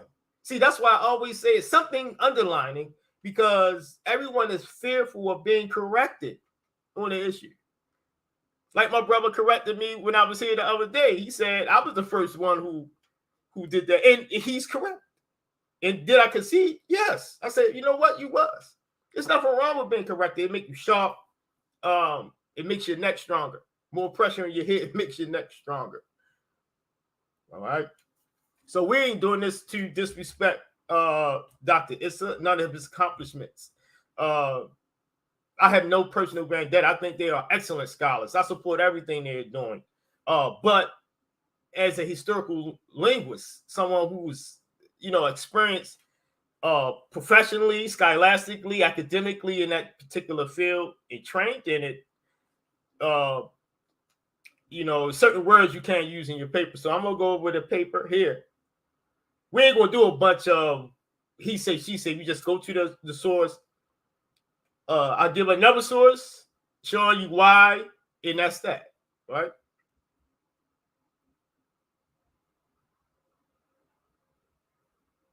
So here's the website. I have a few problems with this. The problems I have with this is that Professor Obadeli Kambon, not to belittle anyone, not to do this. I do this for constructive criticism. I'm gonna make it bigger. It's a problem. It's a problem here. The problem here is that, one, before we can discuss on who's right and who's wrong, this is not a peer-reviewed paper. And what I mean by peer-reviewed paper, it may be reviewed by his friends. That's why they do blind reviews. They do blind reviews. Obadeli Kambon critiqued this knowledge inside of a respected linguistic publication. Respected linguistic publication that has a DOI number. This doesn't have a DOI number, and this wasn't in a scientific publication to respond back. It's only, that's like if someone says something wrong about my data that is peer reviewed, and he start his own nonprofit, whatever he's starting, LLC, nonprofit, whatever, and then he write a paper there. Does that count? I mean, not to be disrespectful. I mean, one is doing it on a peer review system in a journal, where one is doing it on a corporate level.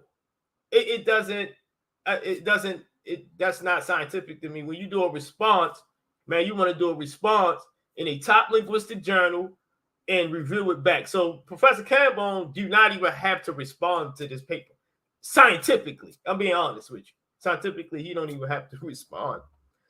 Number two is, why does NetchaNab agree with Professor Kambon? Was Professor Kambon biased in any way? No, he was not biased. I read this whole response. I read his, and Salam Faraji is not a professor. He is not skilled in meroitic Kush. He do not know how to translate meroitic Kush. All right. He is not a meroitic Kush scholar, like as Dr. Ricchetti is a Medu Neter, specifically have master's degrees in Medu Neter, where you have Obadeli Kambon, who's have high skills in Medu Neter. See, in linguistics, proof of that. He is Professor Salam Faraji is a respected scholar, but he's not a linguist, and he tells you that here in his paper. Of course, we know Professor Issa is not a linguist. All right. Where's my issue with this? Because I'm gonna respond, because this don't have a DOI number, so I'm in my right to respond. You know why I have a problem with it? I'm not going to play the hocus pocus, waste your time with the narrative. With the narrative, that's what pseudo linguists do. They get you with a narrative that is attractive, just like Afroasiatic. They said that about Afroasiatic in all historical linguistic textbooks. That is attractive.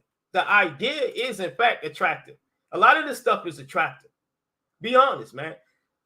Think about it. Isn't Anunnaki coming from another solar system creating human beings attractive? At least it's attractive to me. And aliens building pyramids, that's so attractive in fantasy. It attracts you. So a lot of pseudo linguistics, they have to have a good narrative to pull you in away from the method. We are concerned with the method. We're not concerned with narratives. I am, as a historical linguist, someone who's a professional in the field, who works in the field, submit papers, works around these guys. We're not concerned with narratives. When you come to the Negro Egyptian Linguistics Group or BB Timmy, narratives is not what I'm concerned with. Professor Kambon is not concerned with narratives. We are concerned with methods. What method are you using? That's what I want to know. So actually, I like the stuff that he said. Reading his response, I love it. I just have a problem with two sections. That's it. The two sections I have a problem with is the sections where he began to try to explain how he is not a linguist, but he is trying to say something is a cognitive. That's where I have a problem with. You're not a linguist. Why not get the best linguist right now, which is Dr. Obadeli Kambon, to assist you with that? And also the choice of words linguists, we use a choice of words. We never say things are cognate. We don't talk like that.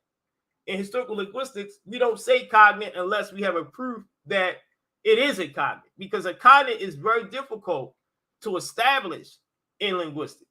People think it's easy, but it's difficult. It takes years to show numerous cognates. Cognates are very difficult. Then there are different types of cognates, different types of them. So what type of cognate? You can't just say cognate. You got to say what type of cognate you're dealing with. If you say this is maybe, this is what I'm trying to get to Dr. Issa and Dr. Faraji, is that the choice of words for me is what got you that harsh critic in Ghana General Linguistics.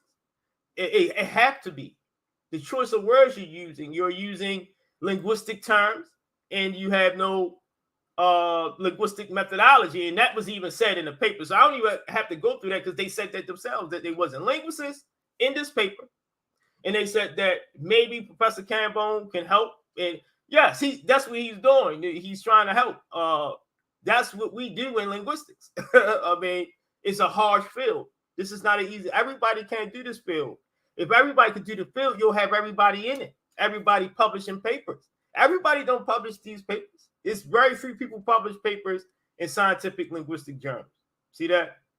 And I don't deal with the narrative speakers, people who, they talk so much with no background in the subject.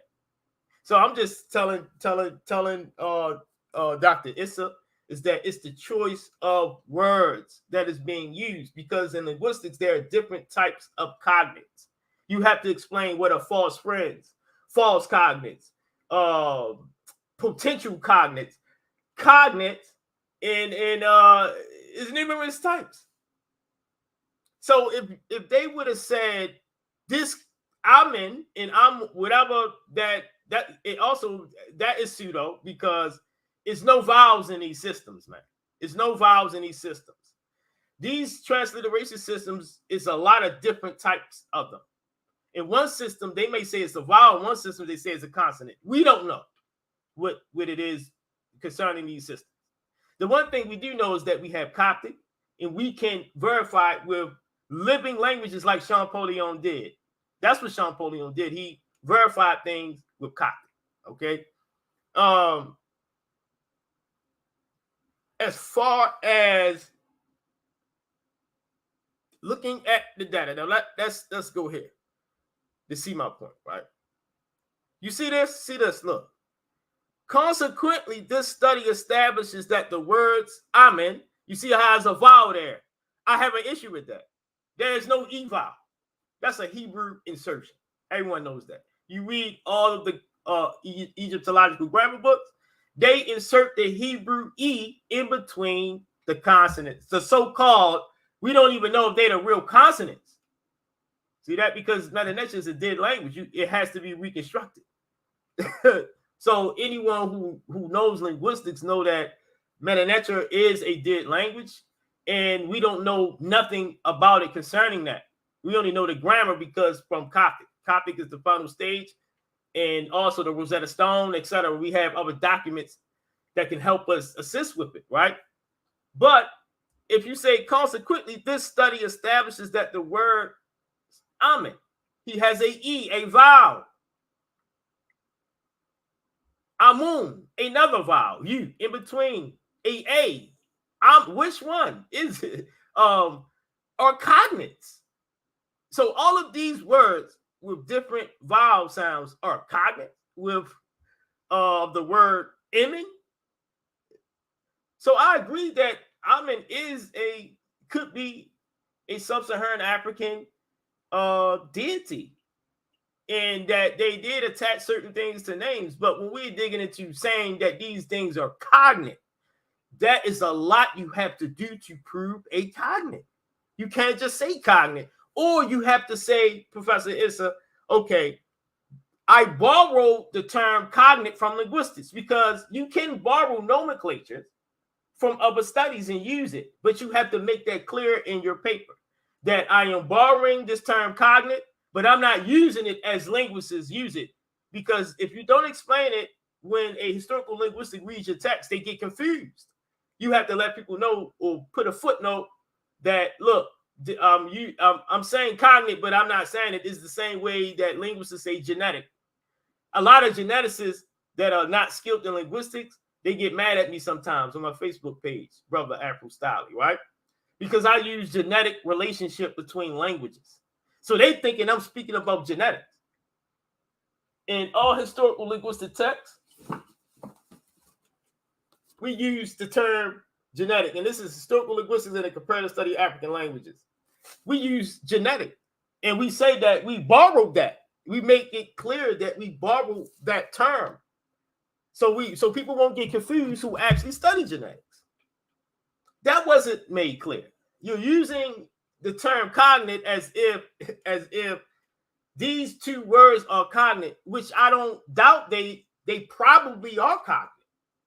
That's what I'm saying. They probably are. That's what Obadeli Kambon is stating, is that he's not knocking the good work these guys did in this paper, but you can't say that. You have to say maybe, or we're making apodictic statements without no grounds of methodology and how you got that cognate. There is a method in historical linguistics to establish true cognates. So it might be a cognate, but is it a true cognate is a different thing. Because we know in linguistics, aerial diffusion, a god can be borrowed. A Nubian deity can be borrowed from other Nile Valley Africans. See that? So what explains the borrowing? If it's borrowing, it might be a cognate, it might be borrowing. You have to do that work, or you have to say, this needs further discussion by competent people in the field. Don't you say it's cognate without providing methodological evidence on why it's cognate. That's the issue of Professor Kambon, and my issue too. So you see that consequently, the study establishes that the words amen, we read it here. The words, I don't have to do all of that stuff. So it's the words amen, amun, amen. Which one is it? That's what I want to know, because you can't do that in historical linguistics. All these different types of which one is it? Which one are you saying? And also, are cognates. He's using the word, let me make it bigger. So we won't think we're tripping and being unfair and all of that. Professor Kambon is not unfair. I'm a member of a BB team, and he is hard on me just as well. See that? You see that word, y'all? Cognates. When you use that term right there, that's what's getting everyone's confused. Excuse me.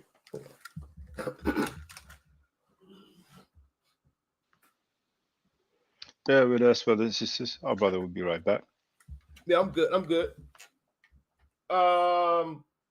So that word cognate gets a lot of people in trouble, because in linguistics there are numerous linguistic methods. But I'm not going to get into linguistic methodology. It's no point, because the authors recognized that they are not linguists. They recognized in this response. All right, so let's go there. First, we're going to go there that they recognize themselves that they are not linguists. That's why I'm coming with respect. I'm going to respect to Dr. Issa, and I'm giving him a fair and unbiased assessment. So let's look up.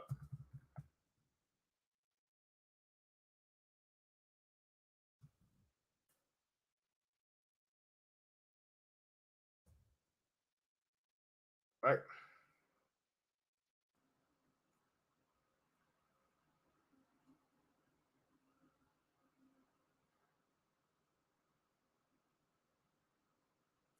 So this is what they say, yet his position is fundamentally a phantom argument.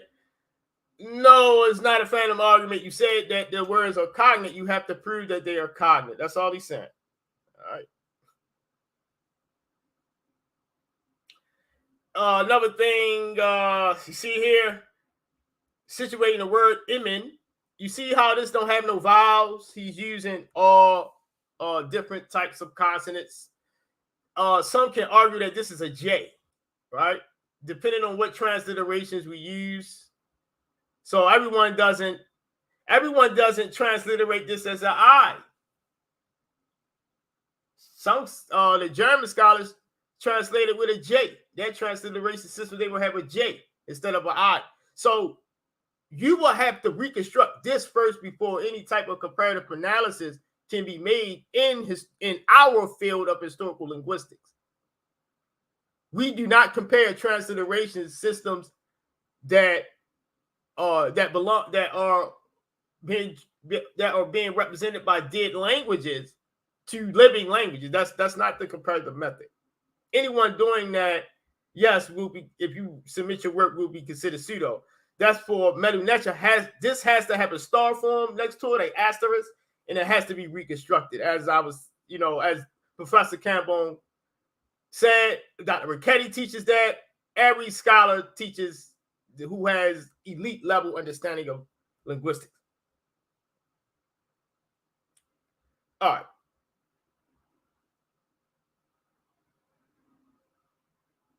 Now it says, we also specifically inquired with Dr. Kambon about if the fundamental premise of our book is correct and what would be recommended as the most unequivocal linguistic evidence to enhance our study in the future. You see that? He has to ask the professor, how can I help? Only thing I can say is that only thing you have to do is let people know that this is a preliminary example. You have to tell people these are potential cognates. These are, I think they are probable, but more discussion has to be done. Don't just say they are cognates because you will get blasted in historical linguistics. You can't do that.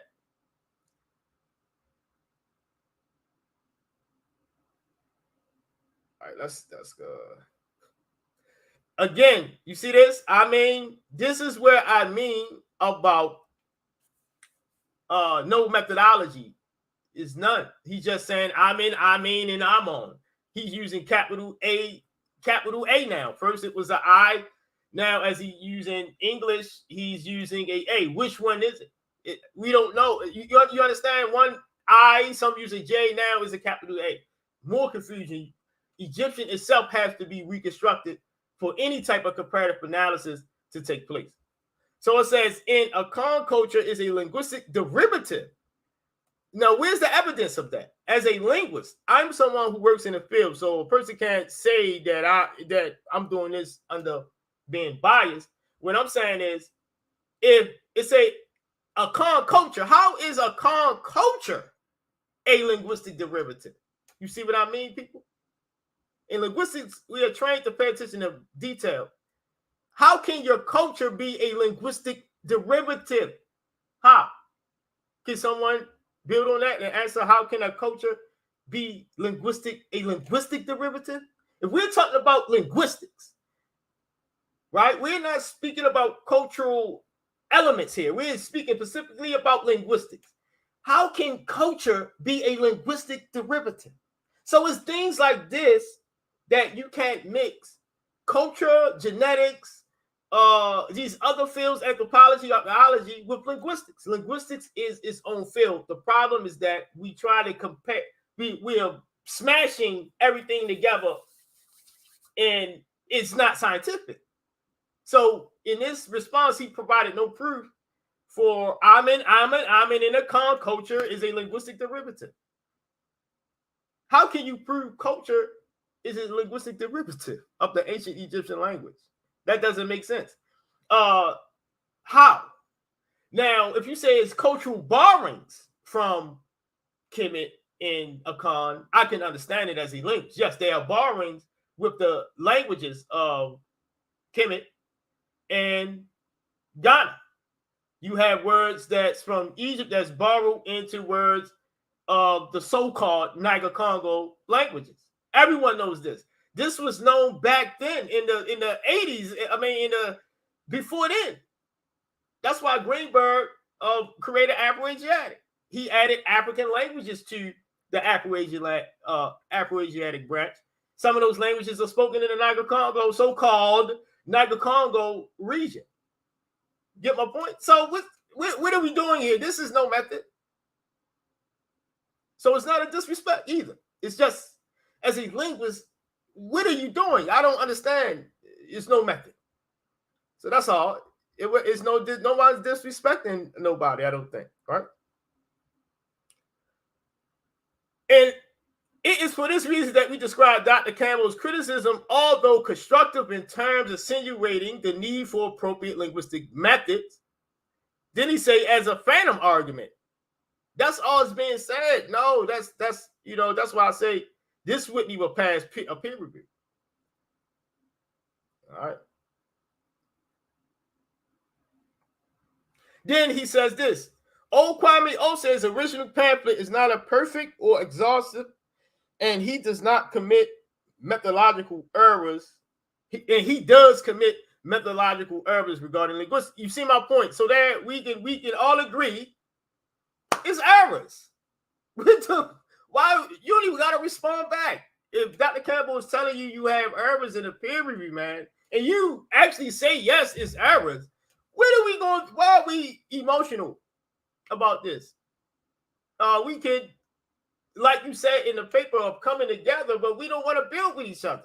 Everybody got this Timba Inza. I say Timba Inza, this European style of governance among each other. That's our fault. That's why we are losing. We have this ego of capitalism in our soul.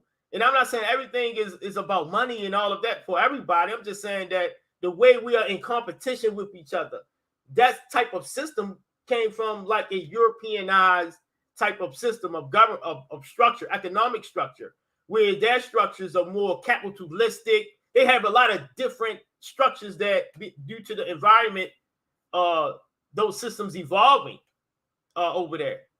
They are the originators of capitalism. And it began in Europe. That's how we govern each other, with alien systems. So a brother is trying to help you. You think he's trying to smash you. He's not. He's just saying linguistic methodology is inaccurate. You can't say that. You can't say Amen is this Amen. I agree with that idea. Like Obadiah Kambon would. Afro Staley would. Dr. Ricchetti would. Who wouldn't agree that they are possibly, but we will agree that that's probably, they probably the same, because yes, they probably have cultural continuity with each other. Yes. But then we're going to start saying, can you show me where, so we can start sharing your work? So this not, don't take it so personal. It's not that serious. See, let's make it clear. See, I'm using this with their own words. This is not my words, so I don't want nobody saying I'm being biased. And this is the section on transdisciplinary scholarship, and they are telling you their expertise. All scholars will have to say their background. Like myself, I said my background here in linguistics. I mean, everybody had to talk about their background. So it says, they are. It says, doctors Issa and Faraji tasks in this process is as historians, not linguists. So this shit in just like conversation. I mean, if you're saying you cognate, you're using linguistic terms, but you're not a linguist. That's the issue. All right. They said it themselves. Doctors Issa and Faraji task in this process is as historians, not linguists. Can I say something real quick? Sure. On the website of the book, originoftheword.amen.com, or theoriginoftheword.amen.com, Professor Osei is introduced as a linguist. Just wanted to say that for the record, because this response is done by Dr. Issa and apparently also Dr. Salim Faraji. We never really know who's writing where. Right. But Osei is also an author. So apparently he did not contribute to the response. However, he's one of the author of the book, and he is described on the website of the book as a linguist. It's just for the record. Because it's somebody I don't really want to name, who made a critique of Dr. Campbell's critique. And then he went on for quite some time saying, well, they never said that they are linguists. They never introduced themselves as linguists. But, for the record, on the website of the book, Professor Osei is introduced as a linguist, amongst other qualifications as well. But I'm talking about Dr. Issa Faraji. Doctor, they already did you. Can you read? Can you read, brother, about who you talking about here in the first sentence? Dr. Issa and Faraji. No, I'm talking about here. Oh, Kwame Osei, the first sentence. Oh, you want me to show you on the website? Yeah, that's who you talking. No, I Yeah. already Oh, know. okay. Okay. But you see this? Oh, Kwame Osei, that's what they talking about, right? That's on their website. Oh yeah, at the beginning of the paragraph, yes. Yeah. Yes. So can you read it? Kwame Osei's original pamphlet is not a perfect or exhaustive,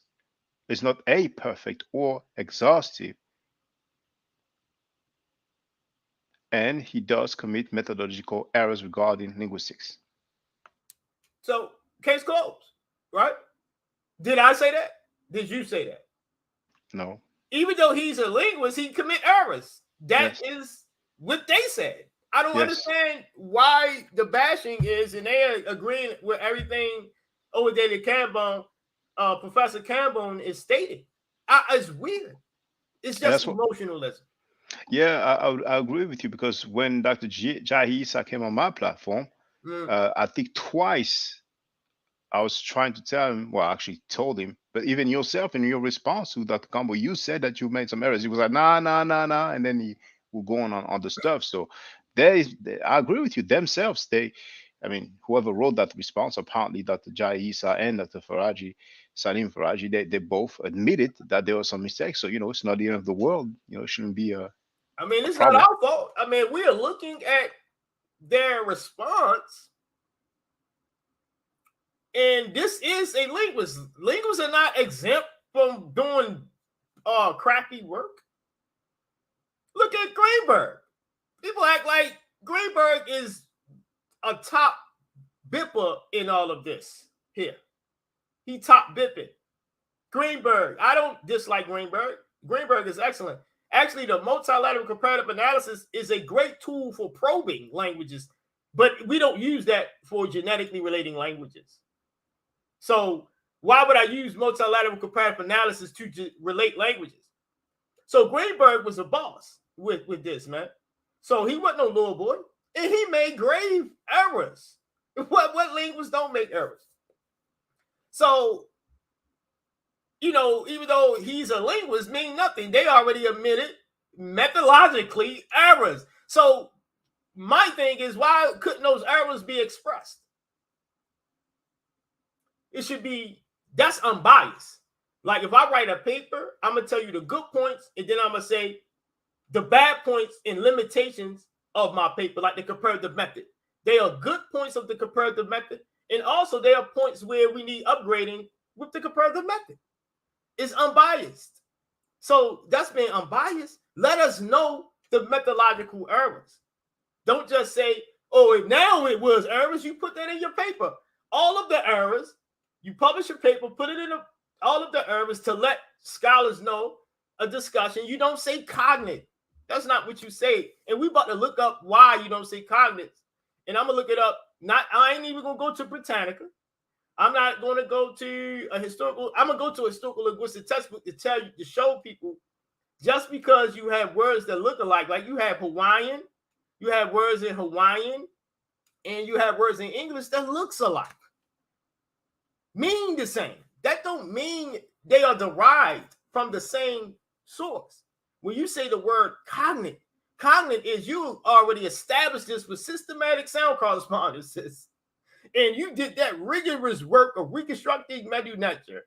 And then you're reconstructed the proto-ancestor. And you are saying now they are cognates. That's how historical linguists use cognate, when we already reconstructed the daggone term. Even when we're using sound correspondences to relate languages, that is still potential cognates. It's not a cognate yet until it is derived from its proto-ancestor. So it is very difficult even for a linguist to determine cognates, let alone people who are not linguists. Admittedly, they admittedly said they weren't linguists. So that's why I'm not being brutal. They're being honest. They're saying that we're not linguists. I respect that. They ain't like assume imhotep, where assume imhotep will say here linguist, then you go on a thing, he's a damn software developer. So these mistakes are now being understood by us, is that they are not linguists. These are why you make these so great of mistakes. And I'm gonna give Dr. Issa a course to take for introduction that will help him with his work to prove it with linguistic methods. He asked for help, assistance, that we should come together in uniform, and I agree with him. We shouldn't be trying to embarrass each other either, but we shouldn't be making apodictic statements because we are in combat with European imperialism scholarship, and they on the top of their game right now. And yo, if you have to be on top of your shit, that's why I respect Obadeli Kambon, because he makes my work better. He peer reviewed my data, make sure I'm good. He do that to a lot of people around him. So we got to give Obadeli Kambon a hand clap, make a next hand clap for criticizing this work, for criticizing my work, criticizing everyone's work. All right, still iron sharpens iron in this. This ain't. A lot of us was raised by women, and you know what I mean. A lot of us was raised by women that have fathers in, so we highly emotional when it comes to certain things. Now let's continue. So we already know Brother Stiley has, the brother with the beautiful French voice, has stated that Osei's original pamphlet is not a perfect or exhaustive, and he does commit methodological errors regarding linguistics. Case closed right there. I'm not even, this is, you're making a linguistic argument and then you already is error. So Doctors Issa and Faraji task in this process is as historians and not linguists. That's another issue. Because if you're a historian, stick with the history part, the cultural aspect, the history part, and you still got to explain borrowings, but stay far away from saying cognate, unless you're using it and you're borrowing it from linguistics and you're saying, well, this is a potential cognate. So when you say cognate, that's kind of confusing if you're making that clear for us.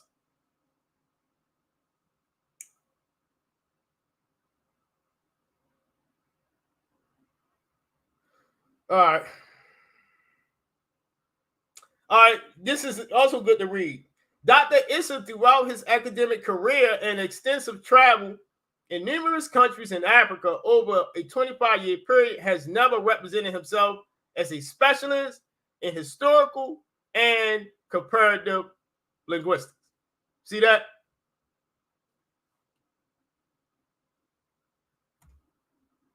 We didn't say that. They said that. So you can't get mad at us. Don't get mad at my brother. Then he says this is a major. Then he started talking about the disagreements, things like that. He said it is narrowly defined by the constraints of his disciplinary expertise in linguistics. See that? So this is how they argue back. Linguists, we don't argue back like that. We don't try to throw shots and he's constrained, phantom argument, all of everything, but show us the method. Haughtiness, earlier. Yeah, haughtiness. Yeah. They already admitted that it's errors, but yet they keep calling Dr. Campbell names. That's how you know they're not linguists. Right there. We don't do that. We show methods, and I'm gonna show you why Amen is not cognate in all of that, right?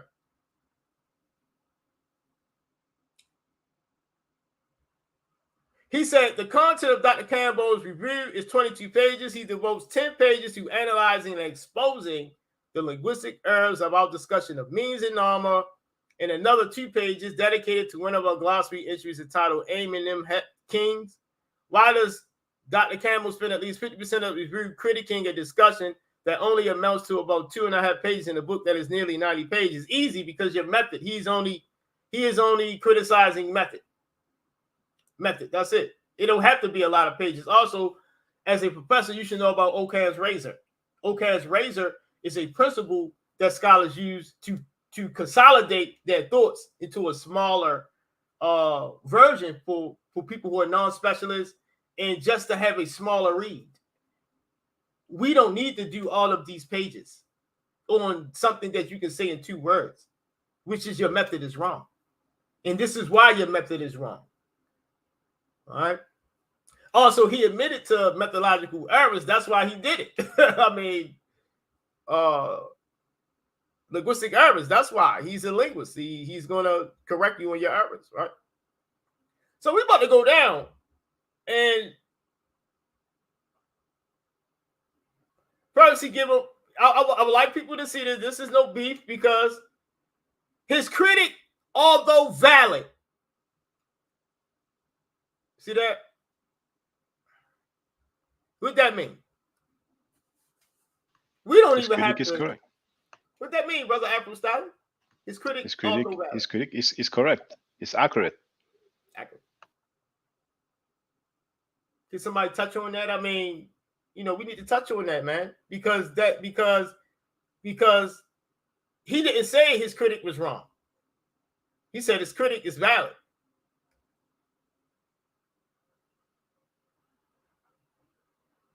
I don't know where he said this again is ego. He calling them names that don't count. I don't care about all of this. Only thing I care about is his critic, although valid. All right, it's valid. Oh, I've missed that one. Egyptocentric. I mean, that's a euphemism. It sounds better than saying Egyptomaniac. So he said Egyptocentric, but his arguments is linguistic methods, though. Weird. But anyway, like I said, it only get these guys, when you correct them in their methods, they get to call you names. That's a assume in whole fake method of approach. When you correct that guy, this guy, like, he tried to say Sumerian is Bantu. Like, when you say, yo, can you show me any type of evidence? Yo, can you show me your reconstruction of Sumerian, your submission, the peer-reviewed data that proves that Sumerian is a reconstruction, a hypothetical reconstruction? He get to say, you're stupid, you're dumb, you're this, you're that. That's guys who don't know the method. Because if you say none of that, can you show me that Nubian Dogalawi is related to Medu-Neter? I would say, sure, I can show you. If you say Neter, can you show me Dogon languages are related to Medu-Neter? Yeah, I can show you. I have evidence. Neter, can you show me Dinka is related to Medu-Neter? Yes, I can show you. Can you show me Yoruba is related to Medu-Neter? Yes, I can show it from peer-reviewed data. I didn't do it, but another linguist did it in his peer review. Can you show me Wallach have some type of linguistic relation with Medu-Neter? Yes, I can show you potential cognates from Wallach and Medu-Neter, because Dr. Joe got a submission with morphology in a journal. I mean, like, it's easy. See how easy it is? So that's continue. I'm gonna get off the linguistics. We already know they admitted that his critique is valid. All right, so I don't do the name calling, and all the name calls in here is unnecessary. They already agreed that it's valid. He's seen it himself. Apostoli's saying that the whole community see it. Now let's see cognate. Why I say cognate? You cannot use the word cognate. All right, you see this right here? The origin of the word in ancient knowledge, the Bible is never told. That is the words Amun. He don't even give definitions. He just says the word. This is not linguistic. They already admitted to not having linguistic knowledge and having a lot of linguistic errors. Having linguistic errors, and they are themselves not linguists. So I would refrain from using cognate. Cognate. That is the words Amen, Amun, Amen, Amen are cognate of the word Emin. I don't believe that. You have to show us as linguists how you're making that distinction. How? How is Nubian terms cognate with Medunetra, when you say cognate, you're saying that these terms are derived from Egyptian. Medunetra, it's not. A lot of the Nubian terms are actually not derived. They are derived from the proto-ancestor when you're saying that it's cognate. They are derived from the Negro Egyptian, the proto-Negro Egyptian ancestor that birthed that concept and idea when you're saying cognate. Then he lumps, like all historians kind of do, with irrespective to borrowings, etc. Yes, you have borrowings that happens between these Nile Valley cultures. You have developments in these separate cultures that develop separately from each other, but still inside of the Nile Valley African spectrum. It's still Black African. It's just developed in different areas. And it says in ancient Egypt, Kerma, Napatin, and the Akan, he's lumping. This is called lumping. We don't do lumping. All right. These are basic linguistic mistakes he's doing. So what are cognate people? Let me share what's a cognate.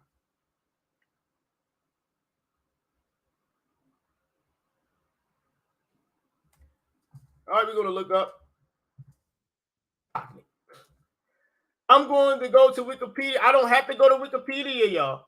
All right, I'm trying to make it simple for the audience to condense it smaller and make it comprehensive for people who are not in the subject area of linguistic study. All right, Wikipedia is sometimes good because they do have sources, but I rather for you to do Britannica. All right, I'd rather for people to, if you're going to do anything, don't ever do Wikipedia. Always do Britannica. All right, but Wikipedia is not. It's not so bad. As long as they have sources, all the time they do not have sources for their work. Now let's see. They might say something, but they don't put a source.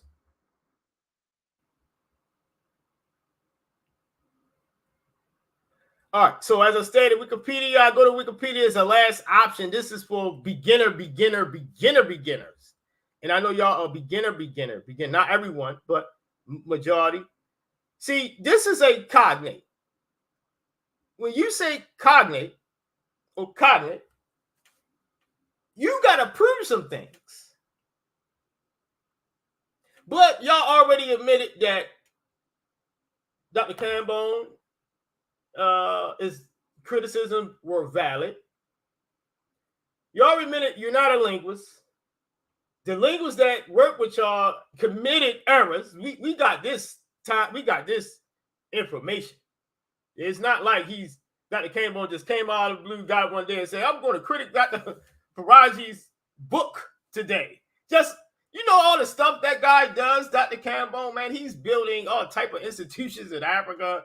Man, he got a lot of things, man. He's one of the best, extraordinary to me. He's the new joke of this century. And when you're saying cognate, you're welcome. You're welcome, James Powell. But when you're saying cognate, you see that, brother Afro Styling? Look at all this dimensions to that. You can't just say the word cognate. So it says in historical linguistics, cognates are also called lexical cognates, or sets of words. We pay attention to detail.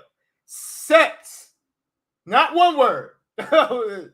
Sets, whole sets of words, hundreds and thousands of words in different languages that have been inherited descent from an etymological ancestor in a common parent language.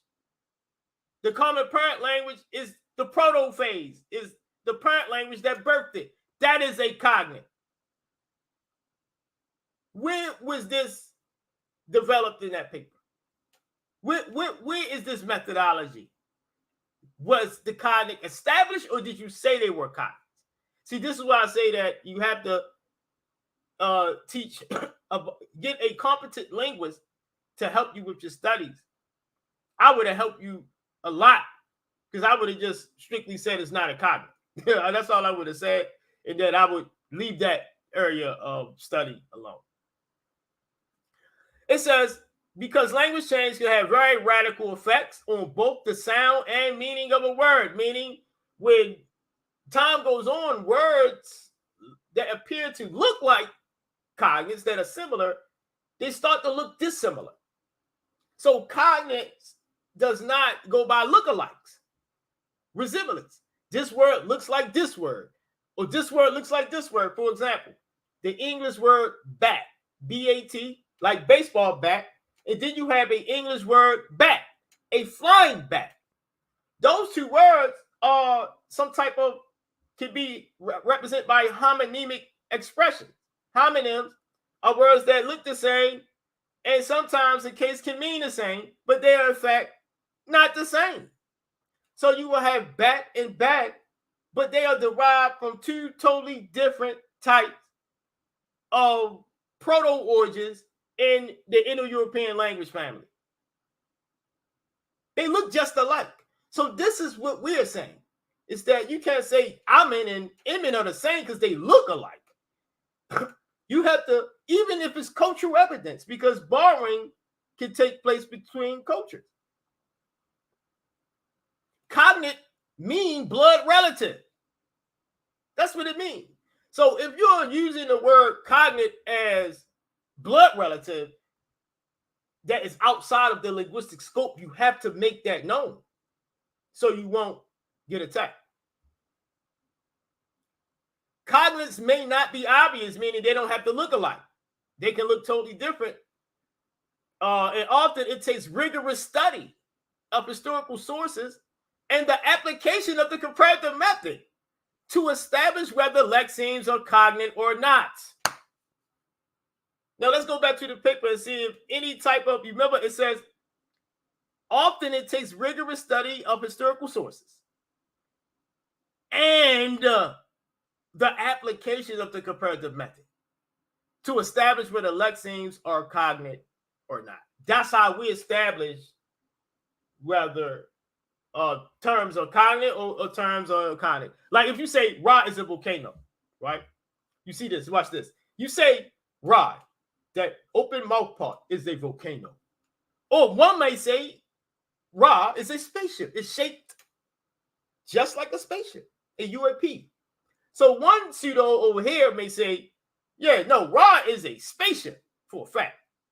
And then you got another pseudo saying, no, Ra is a volcano exploding from the mouth part on the top. It is on top of a volcano. They was looking at it with airplanes. They had a view and they flew over the volcano and knew that it was a circle, a perfect circle on a volcano.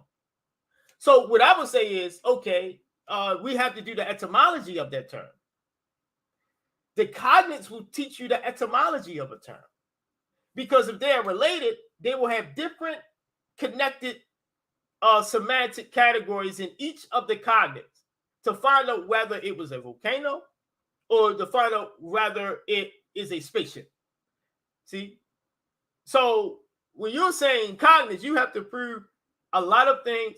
And I recommend an introduction course, even an intermediate course in historical linguistics, so you can understand my point that I'm trying to make. So let's go to a historical linguistic textbook, peer-reviewed data.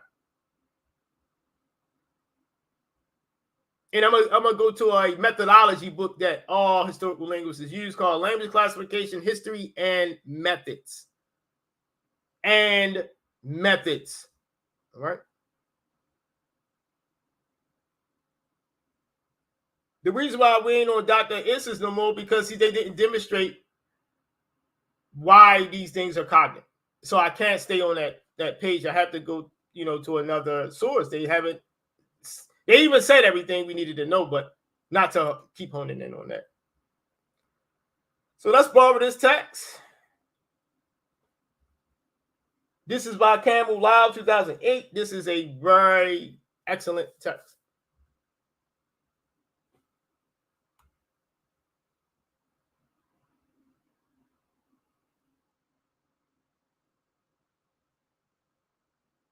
All right. So in some of the methods we use, I'm gonna break down some things in linguistics to show y'all how serious these things are. Right. You just saying cognate. No, it's a whole history of people you have to study.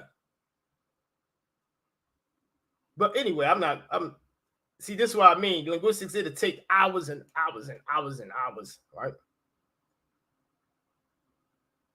I'm not going to go there. I just want to show something easy for the people to understand.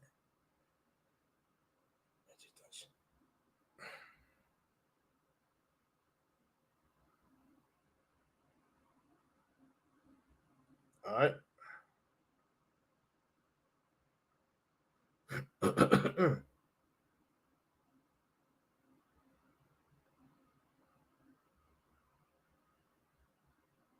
I would get into borrowing, but it's kind of no point right at this time. I would like y'all to see what it means and why we must establish that these terms are cognate, because they can be mere lookalikes. They're all lookalikes. They're all similar, or here go similarities by chance. Let's look at this.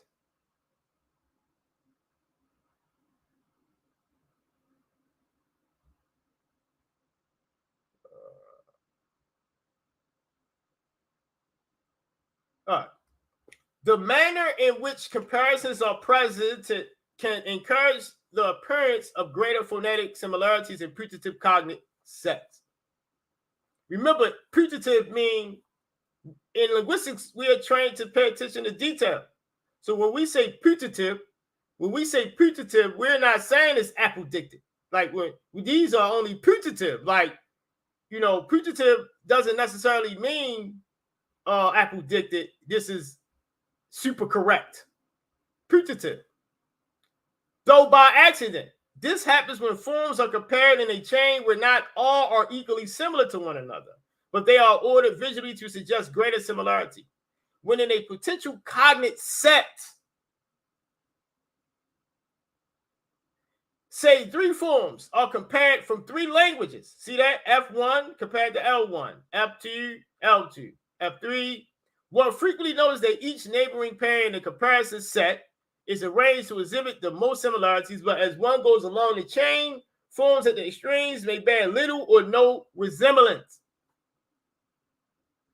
So it's not always where words, just because they look alike, doesn't mean they are cognate.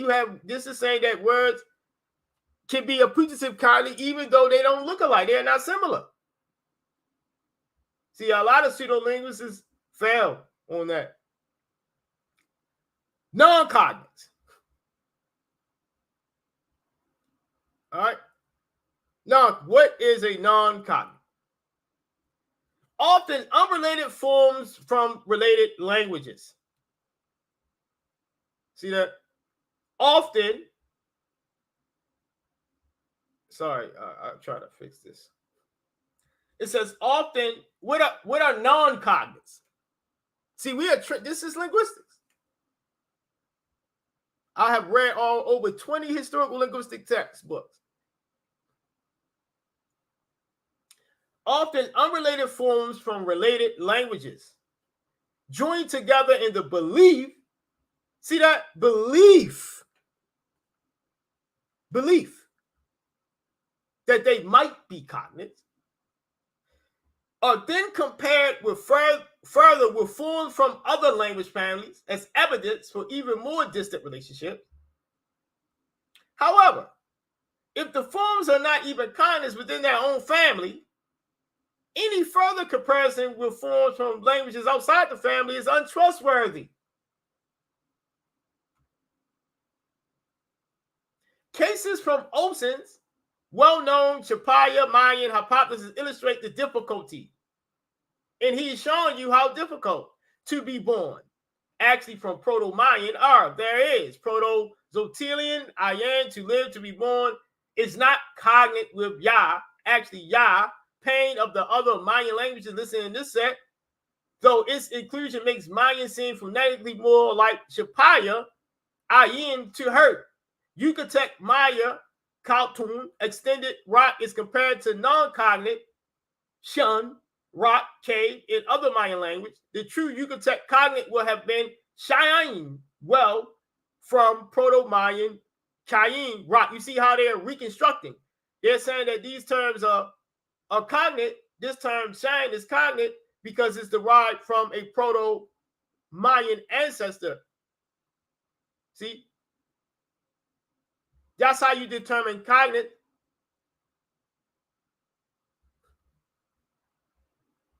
All right, I'm not going to be too complex here.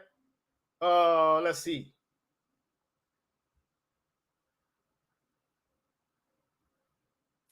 Enthusiasts. We have to read this because Dr. Faraji and Dr. Issa are enthusiasts of the culture. They're historians. I'm not knocking none of their historical already done work. I read Dr. Faraji's work. Actually, it was a great. I have a peer review that I was going to share on Dr. Faraji's work on my channel. Probably, you know, I was going to do it because he got very excellent reviews. He's very excellent, Dr. Faraji and Dr. Issa, in their respective subjects. But linguistics, you have to be careful of the word cognate. So it says, related to the appeal to non-cognitive forms from a language family is the tendency for distant genetic relationship enthusiasts to compare a word from but one language of one family with some word thought to be similar in one or a few languages in some other family. We call that reaching down. Reaching down. Yes, this exact method, what they have done is actually written in historical textbooks. See? Reaching down. You're reaching. You ever heard a brother say, you reaching, bro. You reaching. Yeah, I was thinking about that, you know. That's a real nomenclature we use. All right. Real nomenclature. Assad does this a lot. Well, assume Assume himo fake. Assume Inho Fake does this. He reaches, he says things like Ra represents the symbol, represents a volcano. I mean, Allah is in the Egyptian text. Allah is in Egyptian text. The Fulanis are Hebrews. Fulanis are Hebrews. Like, you know, that's like literally. Hebrews are Egyptians. I have him on tape for the record. Correct. It's a form which has a clearly established etymology in its own family. This is the problem. Amun has his own etymology. By virtue of having cognates in a number of sister languages, stands a better chance of perhaps having cognate association with words of languages that may be even more remotely related to some isolated form does in some languages has no known cognates elsewhere within its family. So let's not, I don't want to, I'm done with that. So that's just to make it quick. All right, we know what non-cognates, cognates is, yeah, I wanted to show y'all an example. See, this is where it gets, when you make these statements, if you can't show no examples and all you're doing is name calling, you're not we know that this profession of linguistics doesn't belong here with us. You belong in a realm of historians, not scientists like linguists. You don't belong in this realm. You're thinking you're going to just look at a word that looks similar, and I'm going to show you why you can't do that. Sorry, y'all. Let's look up Hawaiian. I know he gave good Hawaiian. How do you spell Hawaiian, man? That would be Hawaiian. Let's see. Say it again, brother. So Hawai and then AN. I'm gonna double check. So HAWA. Oh, maybe there's two I's actually. Yeah. Hawaiian. There's two I's. So HAWAIIAN. Excuse me. Hear me.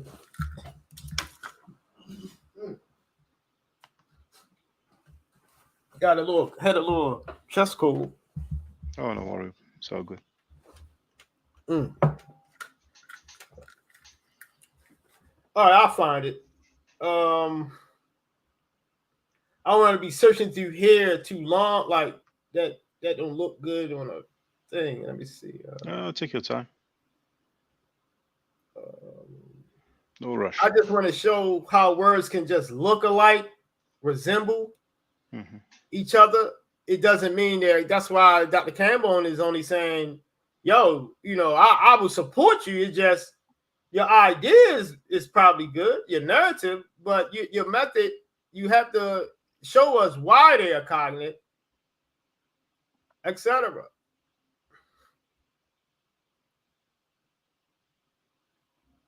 And I read this book a million times. It seems like the book is different when you read it on computer than if it's real life for some reason. All right. Presume cognates. All right, let's see. It's the example. Cognate case markers.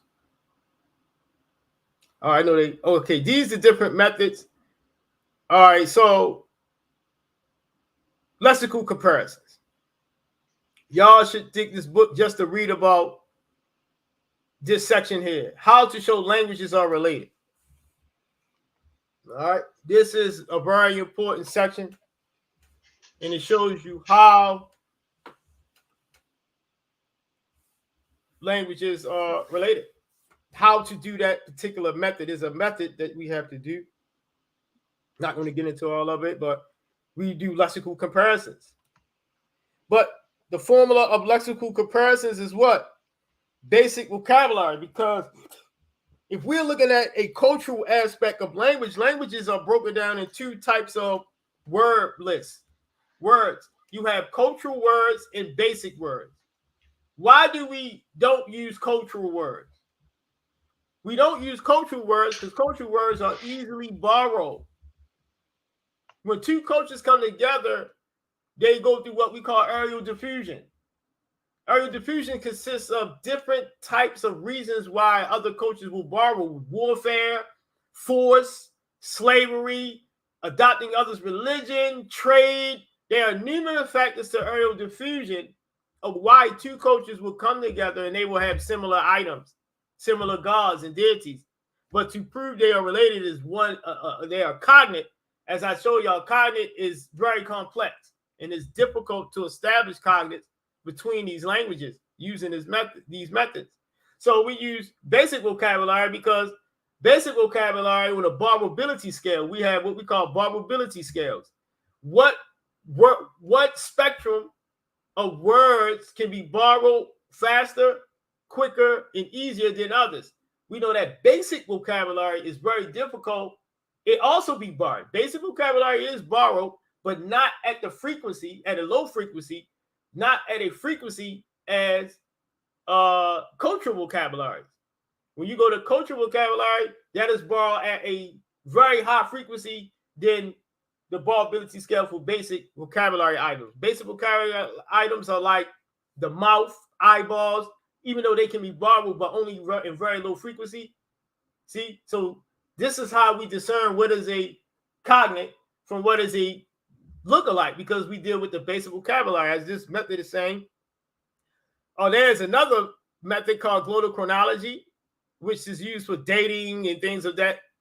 Multilateral comparisons for probing to see the degree of relationship between languages. This is not the tool to genetically relate languages, but we use it to probe to see if these languages possibly can be the related or the degree of relationship in general. And then you will have to break down the different sound correspondences. All right. This is the method Dr. Jope used. Sound correspondence, systematic. And when we go to Dr. Jope's Wolof work, we can get an example, exact example of this, and Obenga's, Dr. Obenga's Yoruba and Medu Nature work that he got submitted to online journal, a peer-reviewed journal, where he shows a systematic corresponding elements with phonology, and then you have Jope showing it with morphology with Wolof. So this is the method on how we determine what a cognate is by sound correspondences. See, sound correspondences. All right. It's a lot to read. I don't want to go through every last example, but I do want to show y'all something of similarities. And I think I'm getting closer. I think I'm getting closer. Sorry, y'all. I ain't read this. This is an 08 text. I read this at my very beginning. This is like a No, don't worry. It's all good. beginning type of borrowing. All right. So you have borrowing. These are the type of things that will inspire lookalikes. Chance similarities. All right, let's read about chance similarities. That's important to read about.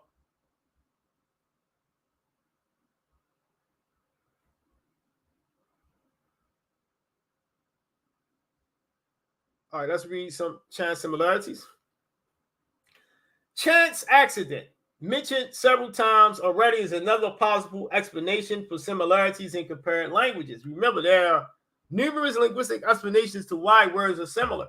They can be loans, borrowings, chance lookalikes, or onomatopoeia. I always have a problem pronouncing that word, which is like, for example, you call a dog ruff ruff, or you say a cat say meow or purr, and you'll have those same sounds evaluated by other human beings in their own families of languages because they make those same sounds everywhere. So that sound will be seen similar everywhere. That don't mean it came from Africa. It means that they heard the same sound too and reported it in their language Lexis database. But then it says chance accident, mentioned several times already, is another possible explanation for similarities in compared languages. And its avoidance in questions of deep family relationships is crucial. Any claim that a similarity between two human languages is significant must be supported by a demonstration that it could not be the result of sheer chance. This is Range 1999, page 213. Y'all see that? So is it wrong for Obadiah Kambon to say what he said? No, even the author said that he is valid. I say he is valid. He's in the right for doing that. I think we should start listening to our young, powerful brothers like Dr. Obadiah Okanini Kambon. We need to be listening to sisters like Dr. Riketti Amin, Baba Riketti, Riketti Amin, Dr. Mario Beatty, experts, Dr. Theophile Bingham, who's still living and doing great works in Africa, as well as Dr. Obadiah Kambon. Brother Afro Styley, I always big up him because he sent y'all to the experts. Notice I don't deal with people who are looking for cult-like following. I'm interested in people who are trying to build Job's legacy. He's the pioneer of this. So thus for, as Greenberg is the pioneer for Americanist linguistics, then Job is the pioneer for our Negro Egyptian linguistics. It's only fair, right? And we can do that. And it says, any claim that a similarity between two human languages, Meroitic, one, they are saying that Meroitic, similar is the Meroitic Amen is cognate with Egyptian Emin. That's what they said. I don't have a problem with that. Actually, I would love that. Listen, I love that people think that Sumerian is Bantu, man. Really do. I don't think that's crazy. I love it. But let me tell you, Bantu is a reconstruction. I just want y'all to know that. Like, Bantu is a reconstruction. All right. It's a reconstruction. Proto-Bantu not only is a reconstruction, right? But when you say it's a Bantu, I have a problem with that because that's a Europeanized language classification that was reconstructed. That's what that is. I mean, to be truthful. So how can a Sumerian language be a Bantu language when the Bantu, the Proto-Bantu is in reconstruction? How now, if you're saying that, okay, it is in the Bantu branch, now you dig yourself reaching down a bigger hole, because now you have to reconstruct Sumerian.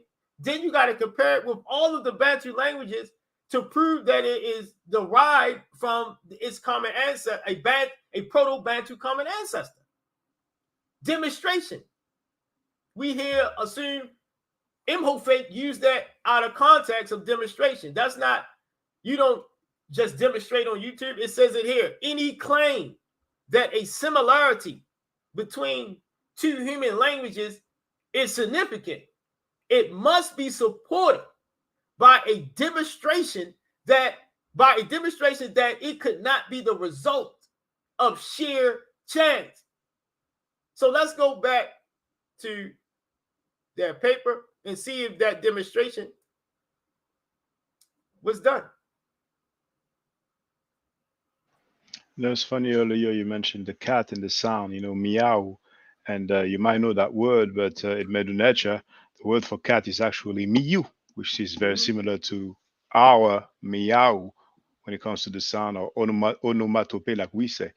The cool papa, mama, around the world, many people will say mama for mother.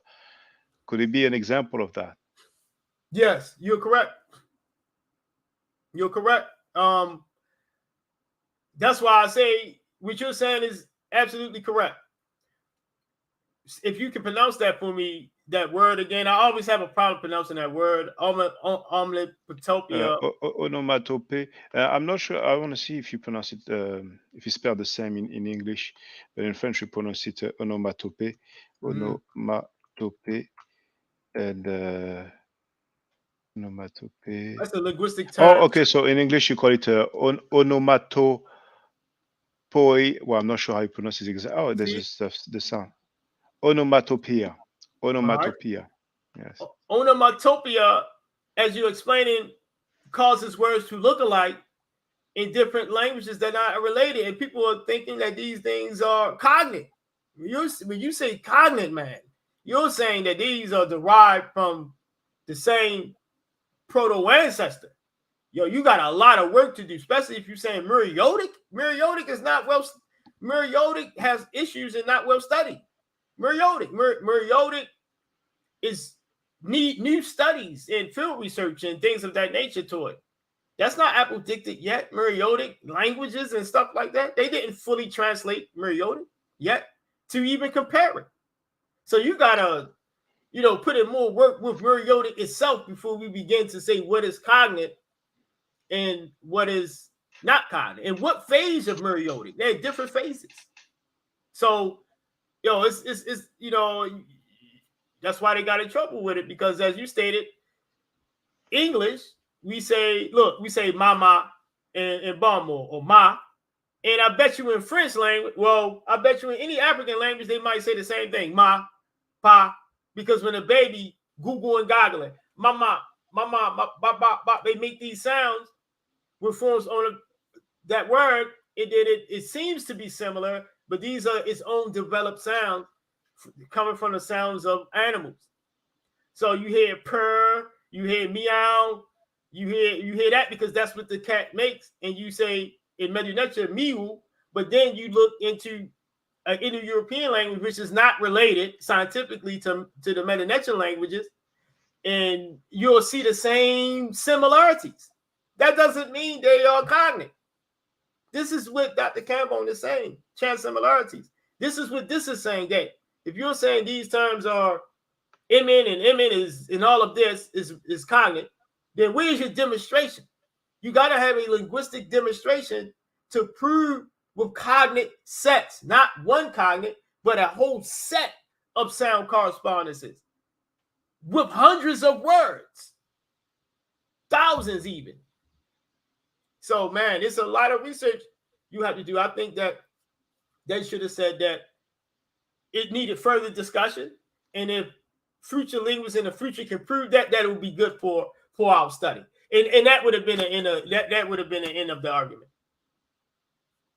So right here we need demonstration to prove that your results are not the demonstration that Assume Imhotep teaches. He teaches a pseudo demonstration. He teaches that, okay, Proto-Bantu, Sumerian is Bantu, then he go on YouTube and show all of these pseudo demonstrations. That's not a demonstration. And then he don't show you the entirety scope of Sumerian and don't even reconstruct it. Because Sumerian is what people did, what? Language. And it's an isolate. Yep. Like I said, it's a lot of work. It's a lot of work he got to do. It's a dead language. I mean, yes, it's an isolate, brother, but we don't even got to get to that isolate. He got to make it comparable to even compare it. An isolate, we know it's an isolate, but how are you going to prove that it's not an isolate? You have to compare it. How do you compare it? It's a dead language. So what do you have to do with that dead language? You compare it with living languages. That's my point. It's a lot we have to do. It takes years, man, 10, 20 years on one paper in linguistics. Linguistics is serious. So it says, go ahead. Lieutenant, are you aware? I always forget his name. Every time I'm trying to say his name, for a strange reason, I've been saying Charles Finch, but I don't think it's Charles Finch. He claims that he deciphered the Mayavardi script. He's a brother from America. He's a mature brother. He's a bit of an elder. He's an elder. Dr. Clark Winters? Yes. No, no way. And I've been telling people, has that been established, that he deciphered the Mayavardi script? No way. Clark Winters, Dr. Clark Winters is a pseudo man. He's a master pseudo linguist. I say he's a master at pseudo linguistics, but he does no more than Assume Imhotep. He does no more than Assume Imhotep. I swear to you. But his comparisons are just as pseudo as and lazy. These guys are lazy. They want narratives instead of the demonstration scientific. That's where the problem is coming in, is that we have beautiful narratives. Like I said, saying Sumerian is Bantu is beautiful. It brings people in. It's a narrative.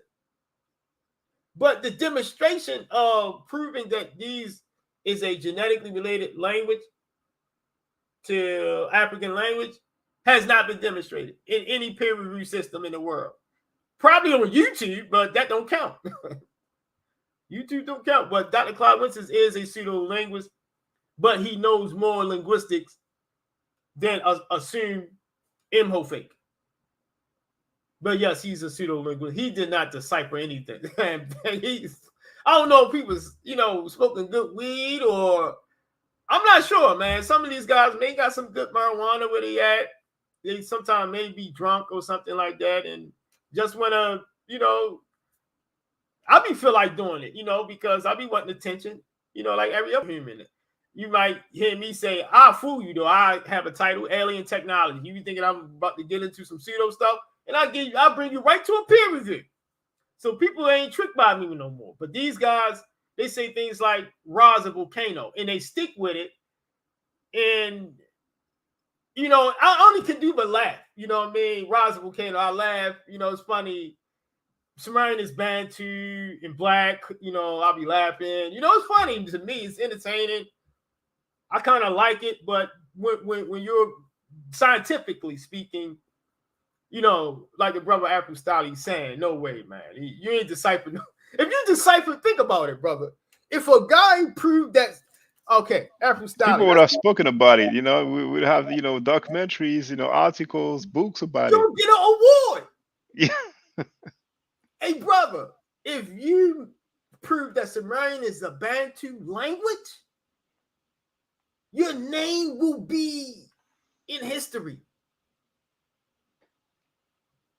It's no way. You deciphered Mariotic fully, and they can't do it with all the money they have, and you are in a basement of your mama house, and you decipher Mariotic, and these guys with tools. They got millions of dollars funding their research. They want another. They got the best linguists in America. What they do, the Americanist type of linguists, and they couldn't do it, and you did it with no sources or nothing. It's these stories, man. That storyline of the Anunnaki. The Anunnaki sounds slick. That's what attracted me when I was a kid in this stuff. Aliens. Wow. Wow. Aliens, Joe. Alien black, and they black. They aliens from Risk. another galaxy. Nibiru. And they look like me came here and build. It's narratives. Never no demonstration though. It's never in peer review. Never. It's like, So I think the people are getting mad at the black community, like that girl said, who was on here the other day, that she go to a lot of platforms, we beefing. We supposed to beef with each other. There's nothing wrong with that. It's nothing wrong with that. Okay, people always saying, okay, you'll find we are beefing. This is how the universe evolution is like that. It's called survival of the fittest. This is not just in survival of the fittest is not just in human evolution, physical evolution. It's in all things.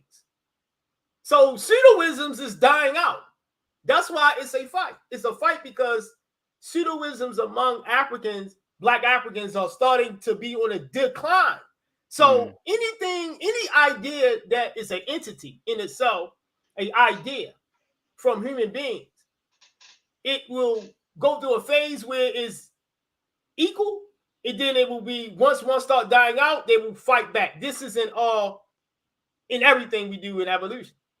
So what's happening is on all these platforms, why you're finding black arguing and beefing, that's what happened when the guy Galileo, he caused the uproar in European culture. See, this is, people don't understand history of academia. Galileo looked at the galaxy and he was trying to comprehend it with mathematical science and methodology. But the church was running everything. So that went against the church. They started beefing and killed him. They took his life. What we doing is nothing compared to, if you was back then in the time of Galileo, you will get killed for saying something science. Brothers and sisters, if you don't know, Galileo is an astronomer, I guess, but he's the one who stated that the Earth was not flat as the Catholic Church believed, but that it was round or roundish. So he was put like in prison or some sort of house arrest, and at the end, I'm not sure about the specifics, but he suffered a great deal because of his stance. And they murdered him. Yeah, and like, I don't know if it's like 150 years later, but many years later, the church finally admitted, yes, actually, the Earth is round. And some while back, we had some flat earthers, and I think there's a rapper. I don't want to say his name because it might be the right name, but one quite famous rapper actually stated that he's a flat earther, that he believes that the Earth is flat. Oh, yeah. And we have some. I saw a video not long ago of some guy who's like, okay, I'm gonna give a proof that the Earth is flat. I'm gonna take a picture and use that stuff, and then the picture should be like that. But eventually, live, he just realized that it's just a fair. And back in like 2008/2009, I remember amongst the Black conscious community, we had all those people who used to talk about astral projection, man. And it Right. was like one of the flyest thing ever. And back then, like 2009, 2010, people were like, yeah, in 2012 there will be a great shift because the planets will align. I mean, the the pseudoism was just crazy. And I mean, I don't want to throw no shots, but we have two well-known brothers. You know what I'm saying? One's name starts with a P, one other name starts with a B, and those two guys, they very, very deep and thorough with the metaphysics, and they were like, they were like the king of the conscious community, Right. you know, and I mean, The king of it. oh yeah, You're right.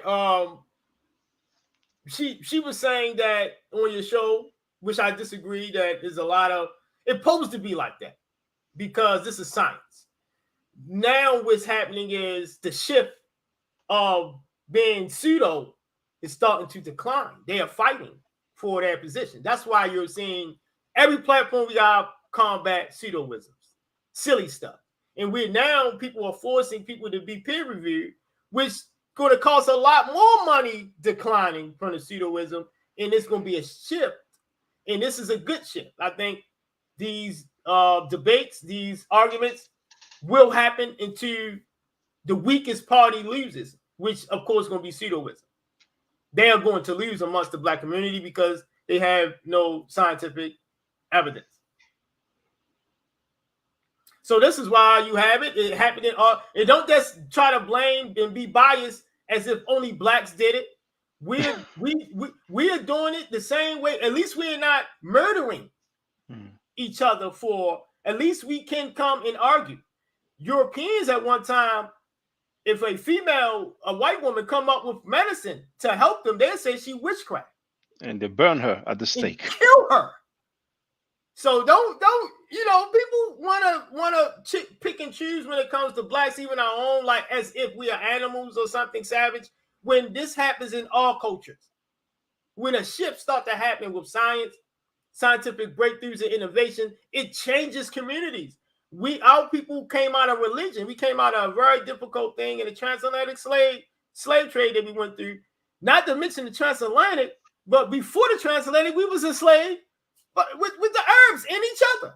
We was Islamicized Negroes, forcing it on our own people and killing our own. So we went through a trauma with our own kind for adopting alien religions. And then from alien religions, we get captured and put into a whole nother system of slavery from our own people to the European systems. Now we are shipped to Barbados. We're shipped to Portugal. We're shipped everywhere separate. We went through something horrible. And to get out of that in that short of time, I would say we are strong and ingenious to even do that to even come out of our situation and to get to this level where we now can openly debate pseudoisms and things of that nature is so excellent for me. We should be proud of the black community, even the pseudos that's even trying to study science to prove their view. I don't mind astral projection. See, I know a brother came out here. He said, Ned, yo, it's 2:22:22. A portal hole. This week, I swear, he said that. He said a portal hole is opening and a shift is happening. So I said, shift. Okay. I said, I'm not knocking your idea, brother. I'm just saying, have you ever thought about trying to prove this in physics? Because okay, they thought Galileo was pseudo, but it found out he wasn't. So when I'm saying I'm not knocking that too, every time is the numbers are the same, the number is the same on the dates or whatever, but you got to prove that it's a portal hole that opens up in the atmosphere.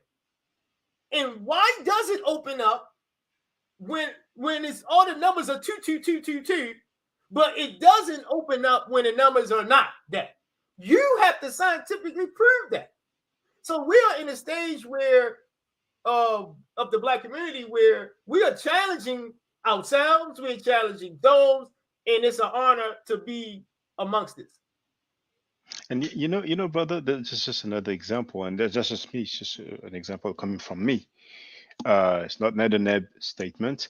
We had Elijah Muhammad, who talked about the mother plane or mother wheel with a lot of baby bombers inside that can drop some bombs that will drill, like, maybe a half a mile or a quarter of a mile down the earth, and there will be the destruction of the European civilization. Now, we have, there is a high science. There's a international space station. They send satellites. They send a lot of devices in space. And it's funny, we never had any reports of, oh, by the way, we have a very large UFO, or we have a very large mother wheel or mother plane, and we have determined that there are plenty of other planes or flying object, flying sources inside, But we have a group of people who are members of the NOI, and they believe that to the T because their leader said so. But with all the science, and we don't have just America that sends devices in space, we have the Russians, probably the Chinese people, but that has never been mentioned. So I'm like, is it a worldwide conspiracy to hide the existence of this mother plane? You have to wonder.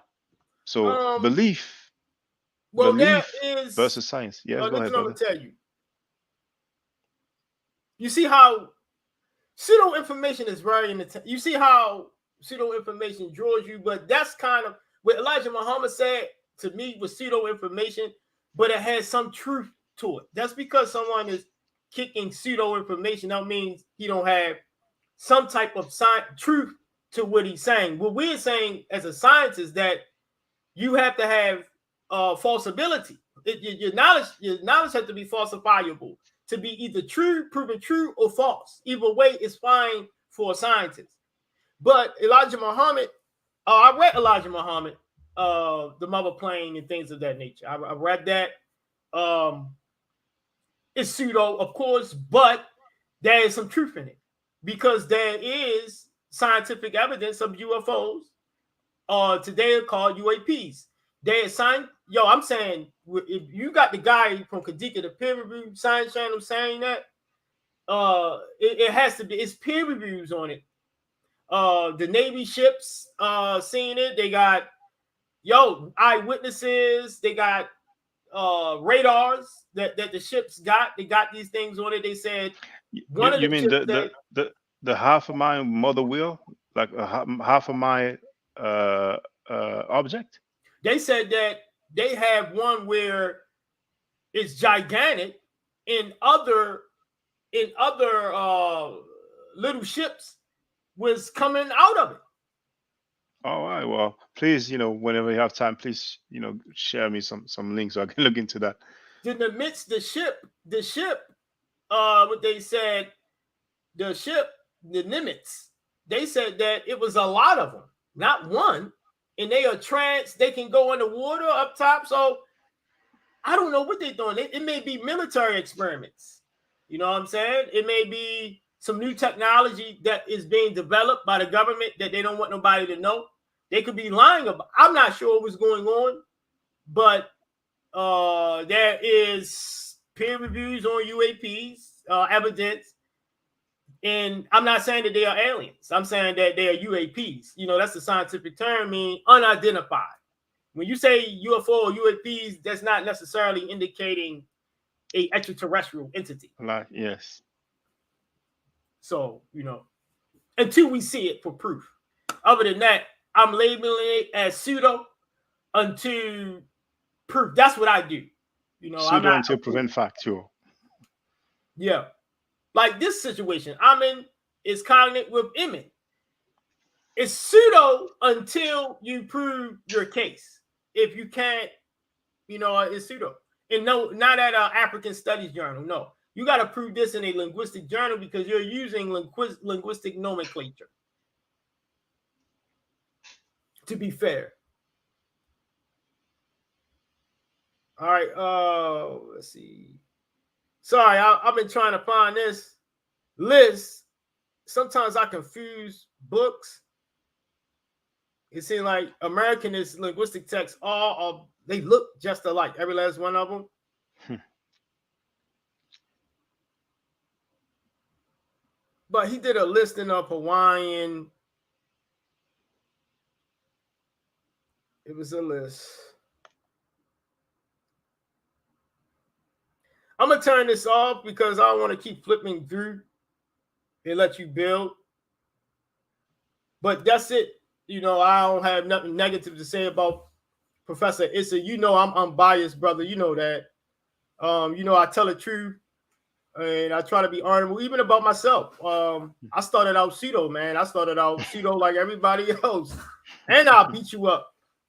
I'll say, yo, let's go to the boxing ring and we can fight it out, and whoever wins. That's He's not how right. you win it. That's not how you win an argument. But No, that's not. pseudos think that they get Yeah. mad when you, because I was once a pseudo, man. I was raised in a church all my life. Holla. I was raised in a church all my life. So my mother raised me from since I was born in a church. That's, you can't get no pseudo than a church. And then I just had questions to the pastor. The pastor put me up to church. So when the pastor put me up to church, my mother, and them, they didn't like me no more, I guess, and kicked me out the house, the family. I went against the church. So she's saying I'm the devil. My mama taught me all types of devils, and both of us pseudo, right? But I had questions. I had questions about Jesus. And I said, I'm not worshiping nobody that's not helping me with my bills. That's when I asked for a pair of tennis shoes, I got holes in my shoes, and everybody got new shoes when they go to school. And I got holes. When I ask Jesus, I don't get nothing. Mm-hmm. But when I go out here and I take it and I get it, that's the only way I have anything.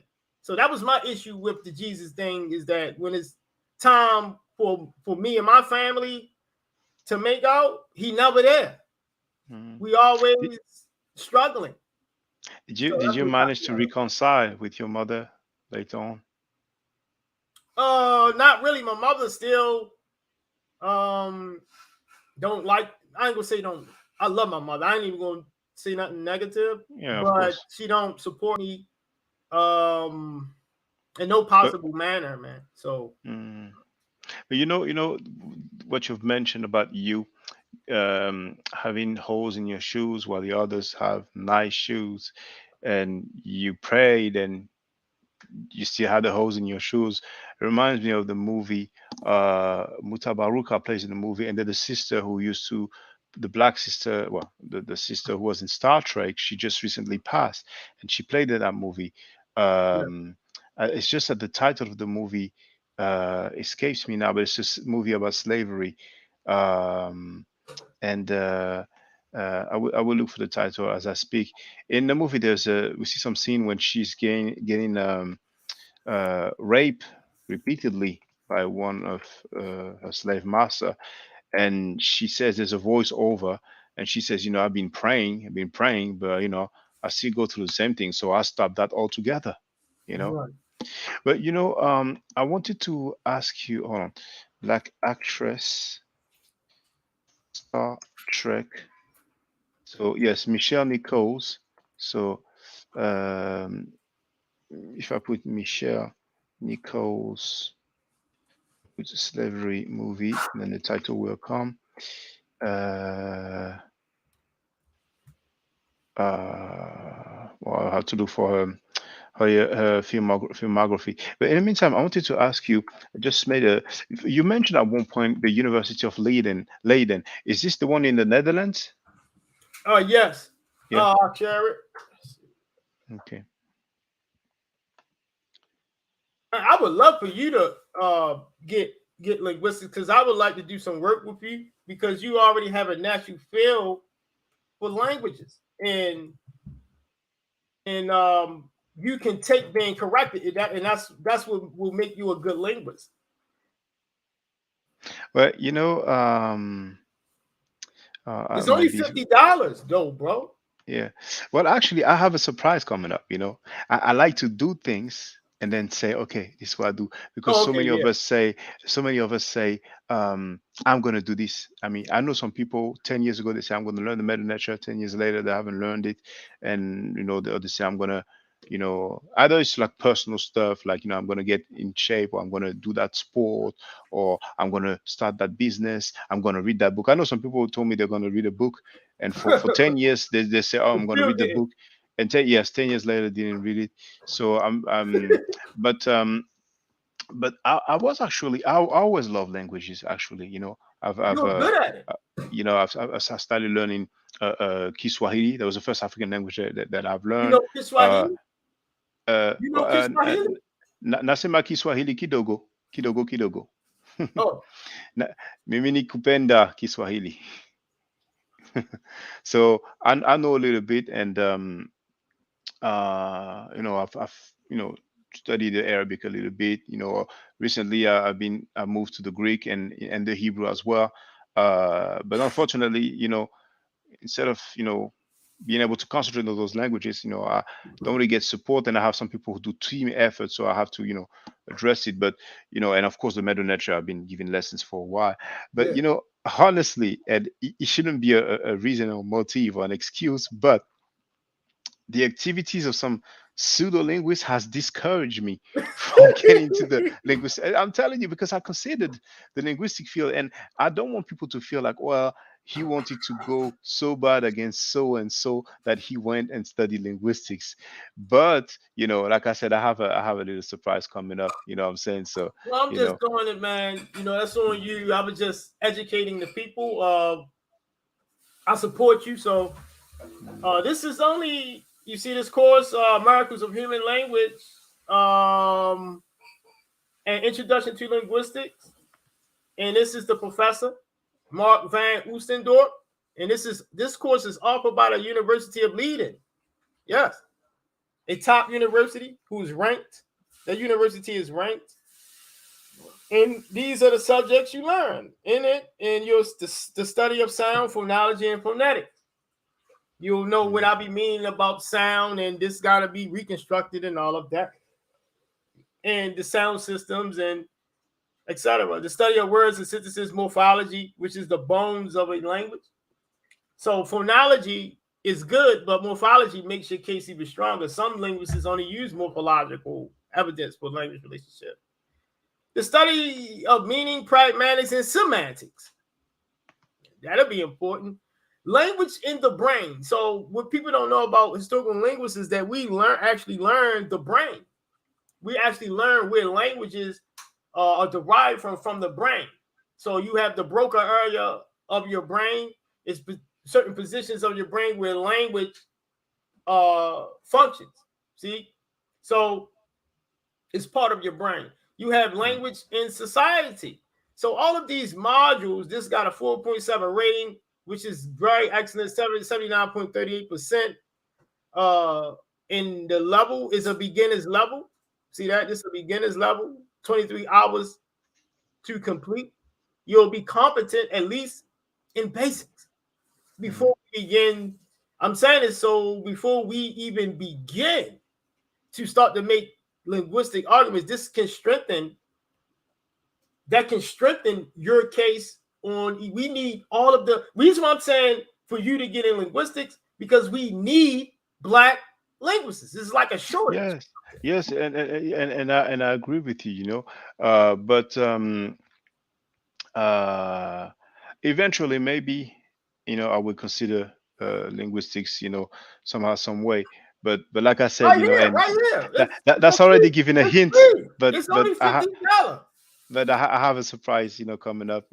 I told some of the people who take the methodology class. I told them what it is, and I wait till I'll wait for a little while before I let like the larger community knows. The larger community know. For the record, I just want to say the movie is called Sankofa, but actually that actress Michelle Nicole, apparently she's not the one who plays in it, so I made a mistake. But it's Sankofa with Mutabaruka. That's the movie, the scene that I talked about. But I wanted to ask you. So you've yes, it was Leiden. Now, just for the people, UMass. What does that stand for? University of Massachusetts. University of That's a Massachusetts. top Okay. school. All right. And well, by the way, I went to Leiden's museum. Very, very nice Egyptian museum. Just Yeah. like Turin's museum in Italy. Very impressive. Because those museums are just for Egypt. Even though Leiden, they have a part at the top where it's like the history of Netherlands slash Europe, these areas, this region, but it is mainly ancient Egypt. And Torino or Turin in Italy is just for ancient Egypt, and so very, very, very nice. However, in Turin, we're not allowed to film. We can only take pictures. But in my bad. In Leiden, we're not allowed to film. We can only take pictures. But in Turin, we can film. Now, you said that also before regarding Vukeri Amen. You did state that she had a master's degree in linguistics, but you said that she had a master in Egyptology. But many people say that she has a PhD in No, Egyptology. Okay. she All right. was. What people confuse this again. A lot of her students, she is a great teacher of it. A lot of her students are pseudo. So like a lot of students in college is pseudo.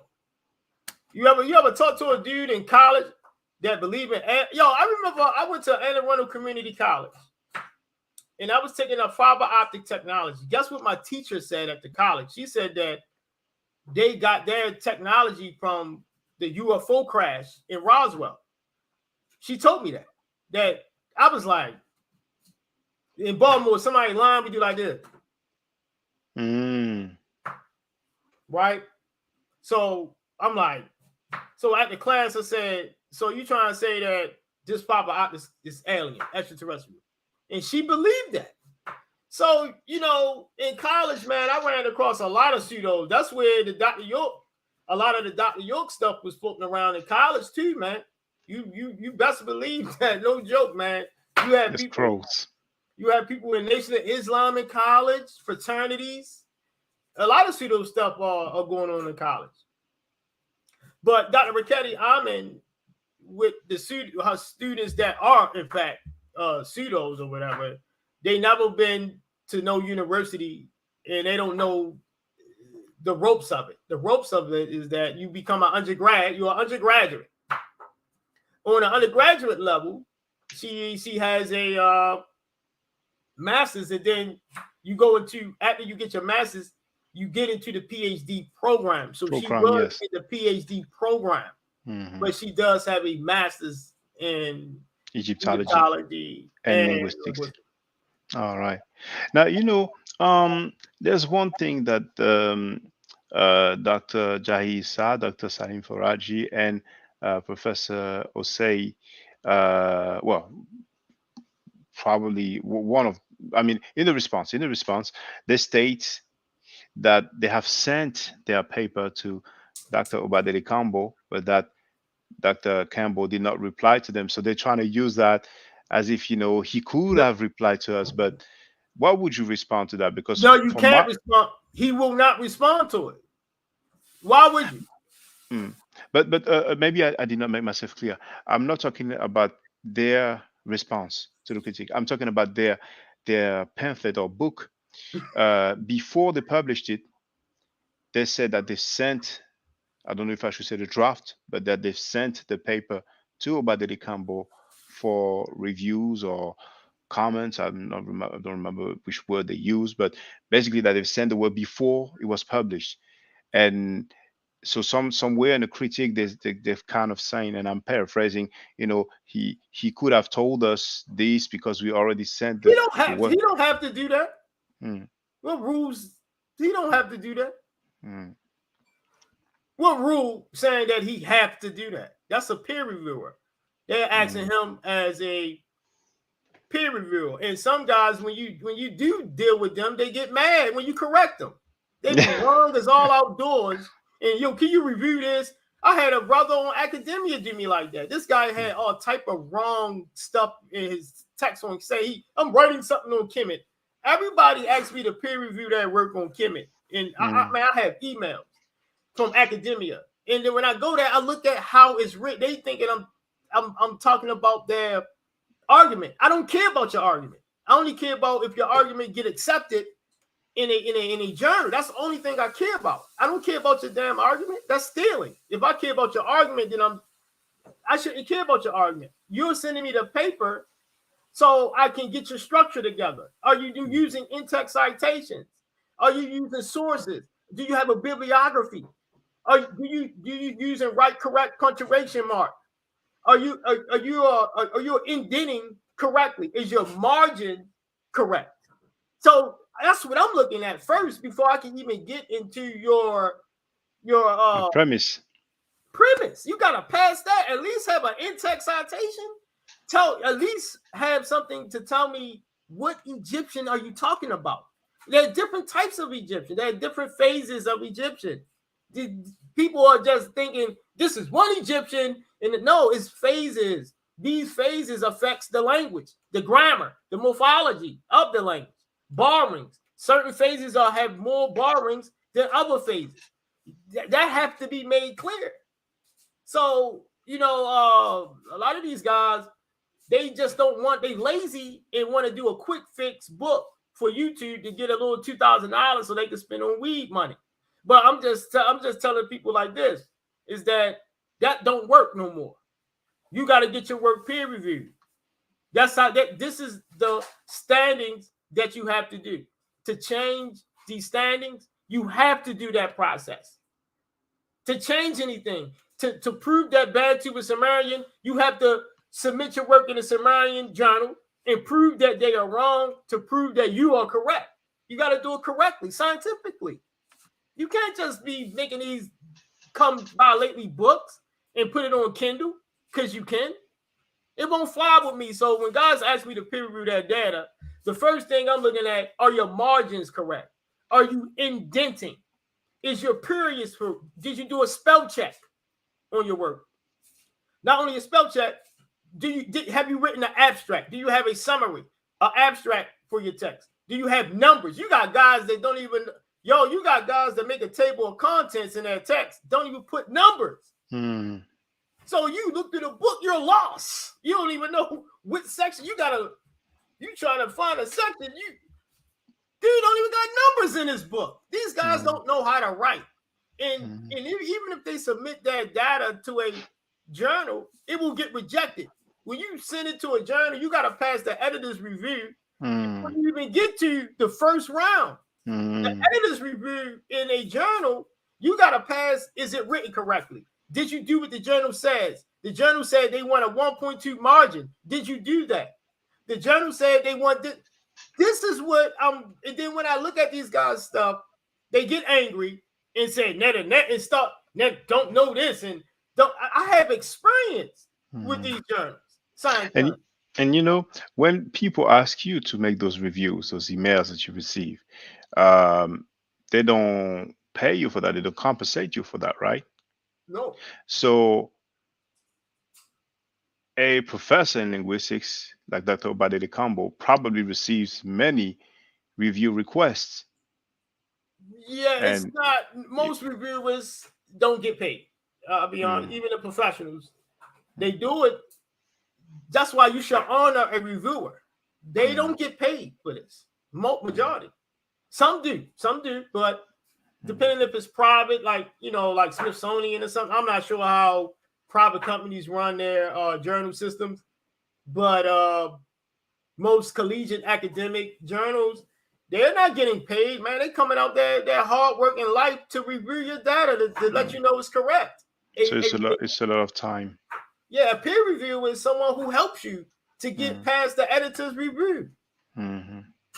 So the brother, it's a brother who disrespected me, man. And I was trying to tell him, the way you're writing is just horrible. Like, who you writing? You gotta be writing for Kindle, or you gotta be writing some personal book that you about to do assume whole fake and blast it out there and use your mouth to promote. That's not how you promote science. You promote science by doing the correct standard for the scientific approach for new innovative research. I get it. Well, thank you very much. Thank you very much. Brothers and sisters, I have shared the brother's YouTube channel account, Kedika, Kedika, peer review scientific channel or science channel. Well, the Kedika peer review. If you put Kedika peer review, it will show up. And in the description of this video, you have the brother Nejaneb's bio, a short bio, and at the end you have the link to his presentation at the University of Abomey in the Republic of Benin. And you have the link to the presentation, which is hosted on his YouTube channel. So the brother has a cash app here. You can see it, but just on the screen here.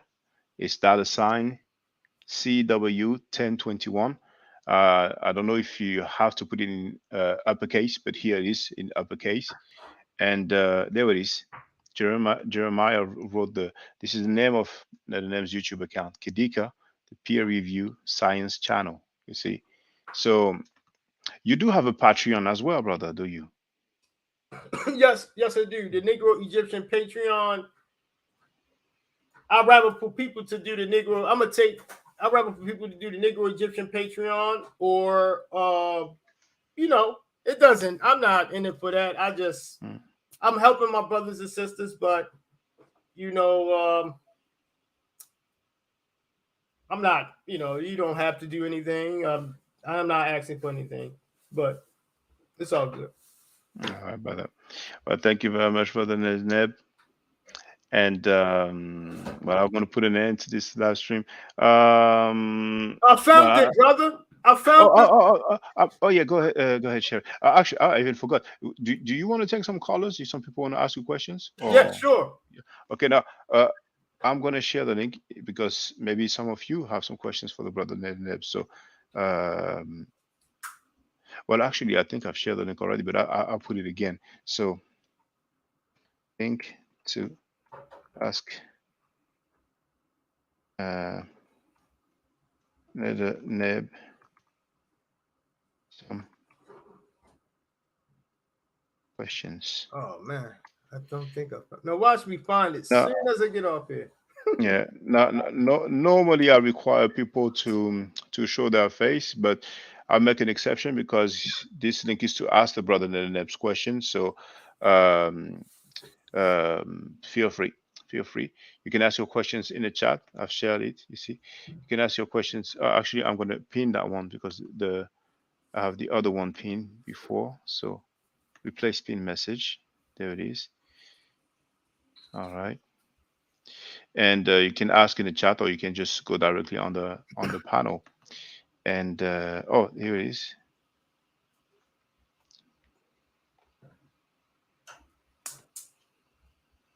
So English, Hindi, Maori. See, now watch this, bro. Now this is what I mean about similarities. Now, if you see these forms, we know that English and Hindi are in the same Indo-European language family. Let me check my worry real quick. I think that is in the European language family because no, is it? Let me check. Let's see if it's what language family my worry. Wow. Austronesian. Okay, thank you, bro. Yes, you're correct. Thank you. Oh, it's not me. It was Wikipedia. Yeah, but it's still yes. Wikipedia can be good for quickness, like just for basic. This is just the most easiest basic stuff, right? Mm-hmm. So we know English and Hindi are related. They are in the same language family, Indo-European. Maori is in Austria. Can you pronounce that again? Austria. Well, I'm not sure about my pronunciation, but Austronesian. Okay. I can type it in the chat. Austronesian. Austronesian. So we have an Austronesian language with Hindi and English. Now, if we look through these terms, you find terms that some of these terms look alike.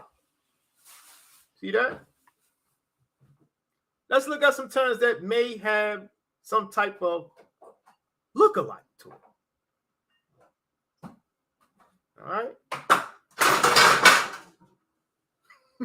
You are. You good. Now look at this. Dog. Kuta. You have curry. Right? We can say, okay, that's similar. Because English, you have curry. So T and R, we know that can be a result of sound change of T going to R, but this is multilateral comparative analysis. This is only probing for sound correspondence. See? So if you have a word kuta, which is in Hindi, kuri, they kind of are familiar, similar. See, they're similar, but doesn't mean they are related. These are totally different language families, Maori and Hindi. Look at this word, seed, bead, poor, B and P are labials. See, the difference between B and P is only voicing, P and P, right? So it's bead, poor, similar. That's it. You have mas, flesh. Let's look at flesh. You have, does this make this a cognate? Just because it look alike. You have mas, and then you have miti. We know that S and T do, I think the sound change is from an S. I know it, the S is hardening to a T. So this would be some type of fortition. So this is a mas. This look like it's nasalized. Mas. And this is miti. They look similar, same meaning, but this is an English loan word in Maori. See that? Loans. So when you say something is cognate, you got to be careful of using that word because that looks alike in all languages. Now look at this. This is another English loan word, tira, that's inside of Maori. You have par and piki. They look similar, same definition, but they're in fact not the same. This only means that these people have been in contact with each other, and somehow certain words became culturally diffused. Here go some more words. You can go down this list, you'll find words that kind of look alike with each other. That doesn't mean they are the same. That doesn't mean you have to prove that aspect. That's what I mean. All right. All right, here go another example for my point. Just Can you make it a little bit larger, brother? Bite. Yeah. Well, look, let's go to eat. Shop. And you got in Maori, ka. See? Ka. Cha. Bite. Keat. Kakati. These words are Hindi, and this word is, in the European, and this word is kakati. They look similar. But are they the same? See? Yeah, Jeremiah D wrote, right, like how the pseudo linguists try to say Nyame and Yahweh are cognates. Now, Right. I'm not sure if I heard that initially the claim came from the pseudo linguist, but Zion Lex has claimed that he stated that Nyame is Yahweh, and for those who don't No, know, there's no Nyame is, demonstration. yes, it's from the Twi language of Ghana, and Nyame basically could be translated as God, and Yahweh, we know Yahweh, which might have been pronounced Yahoo, by the way, according to Dr. Weston Mohammed, who studied Zion biblical Lex, Hebrew. I like Zion Lex. He's a pseudo linguist. He's another pseudo linguist. Yeah, but Um, he doesn't claim to be a linguist, though, does he? well, it don't see. I keep telling you, me being in a linguistic field, you don't have to claim it. To me, when you make linguistic apodictic statements to the general public, you are saying that you're a linguist. You're saying that you are qualified to make these statements. See, so Yahweh and all of that is not related. That came from we're looking at right now from peer review data, words from Maori and Hindi that looks alike. Mm-hmm. They look alike, but they are from two totally different languages. Mm-hmm. They are not cognates to each other. Mm-hmm. This could be a result of chance similarities. You ever look at it? Yo, I seen a dude that looked just like me on a beach one day. One day, my cousin, we go on a beach. And when we go on this beach, he said, yo, he looked just like you, man. I turned around and it looked it just like me, brother. I got scared. My heart pounded. But is he me? No. Just because someone looks like you doesn't make y'all the same entity. It doesn't work like that in science. If someone say, Neb, that is your clone, someone cloned him from you, to be an asshole about it, I would say prove that he's a clone. You got a lot to prove when you say these things. I understand why people say it. I'm just saying, if I wanted to be an asshole, I would say, prove that brother is my clone to be an asshole about it. But that's a nice analogy actually you made, because I was once told by someone that in the whole world we have at least two lookalikes. But I agree. Probably more. many of us, yeah, many of us, and that's actually when we travel that we tend to see that. When I travel to different countries, eventually I will see someone and I'm like, damn, he looks so much like that person that I know. But sometimes it's even in the same country where you are, you will see someone, whether it's male or female, that really looks like someone that you know, and they are not blood relatives. They don't Right. share any genetics, and there's one thing that's quite particular with Africa. And when I lived in England, that's when I realized that the most with brothers from Burundi. And many of them had the same features. So Right. probably back in the day, people would live in communities, and maybe I don't know if they get together as cousins like people do in North Africa and other regions, but they really have the same phenotype. So I was like, you guys are brothers? And no, no, no, they're just from the same place. But ultimately, um, uh, sometimes, like for example, from in the Congo, the Democratic Republic of Congo, um, a fair bit of them, they have wide eyes, you know, and sometimes with the shape of the eyebrows, the wide eyes, and the cheekbones, just by looking at a person, you can presume, and eventually I will hear the person speaking, I will hear his accent, or I will hear the few Lingala words that I know, or I will Right. ask, and indeed that person is from the Congo.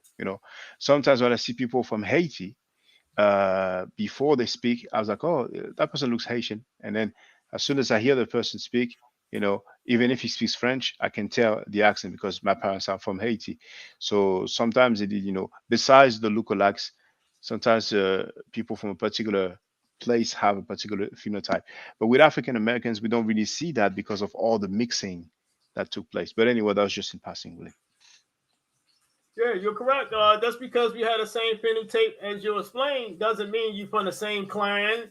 It Mm, doesn't mean anything. It doesn't even mean y'all related to mm, each other because we had the same phenotype. We look mm. alike. That's the same. What I'm trying to say is it's kind of not the same, but I'm trying to use that as a An example. analogy Yeah. to help with linguistics when it comes to these words that people like Zion Lex assume Imhotep. But I like Zion Lex better than Assume Imhotep. Both of them are pseudo linguists, but I like Zion Lex. It's just personally, I like his personality. He's respectful. He has the right characteristics to be a great historical linguist.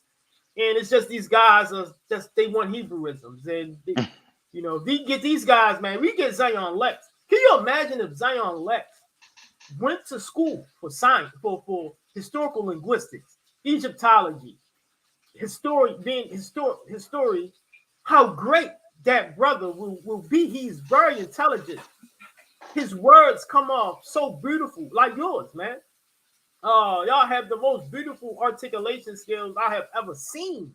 And if y'all get into these fields, man, it will be nothing stopping us because y'all will be doing it correctly.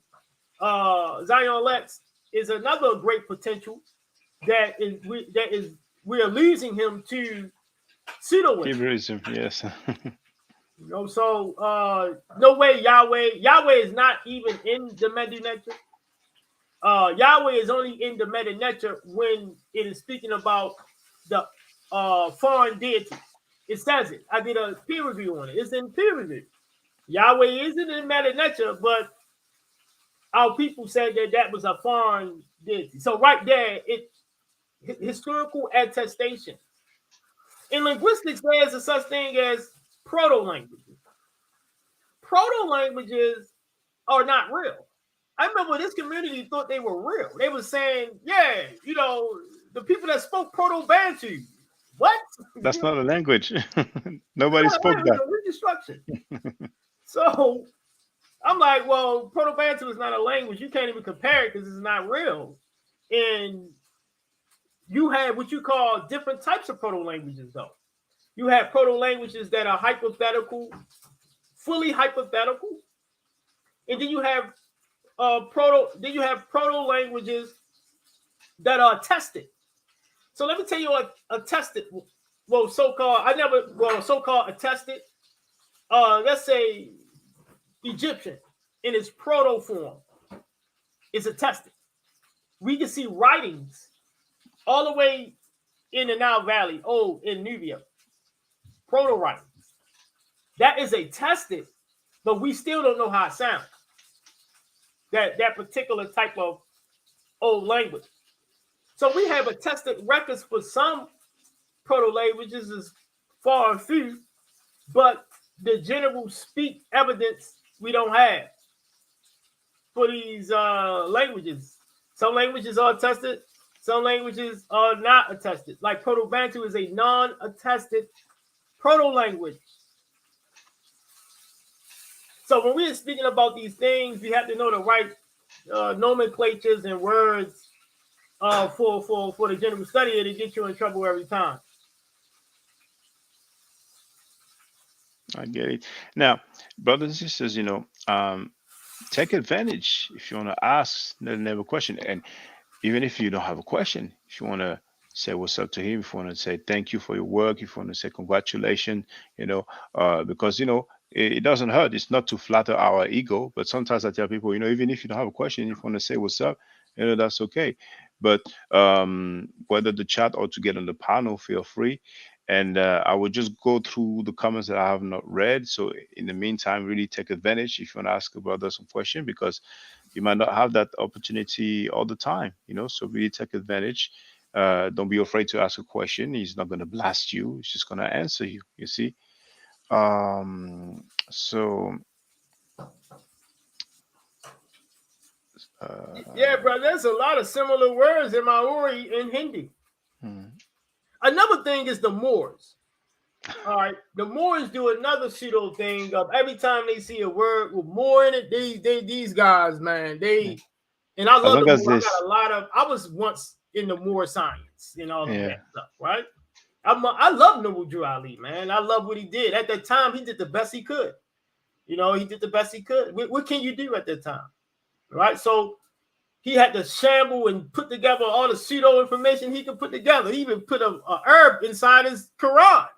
He put an herb. He wanted culture so bad that he put a herb inside of his Quran. He put a herb in it.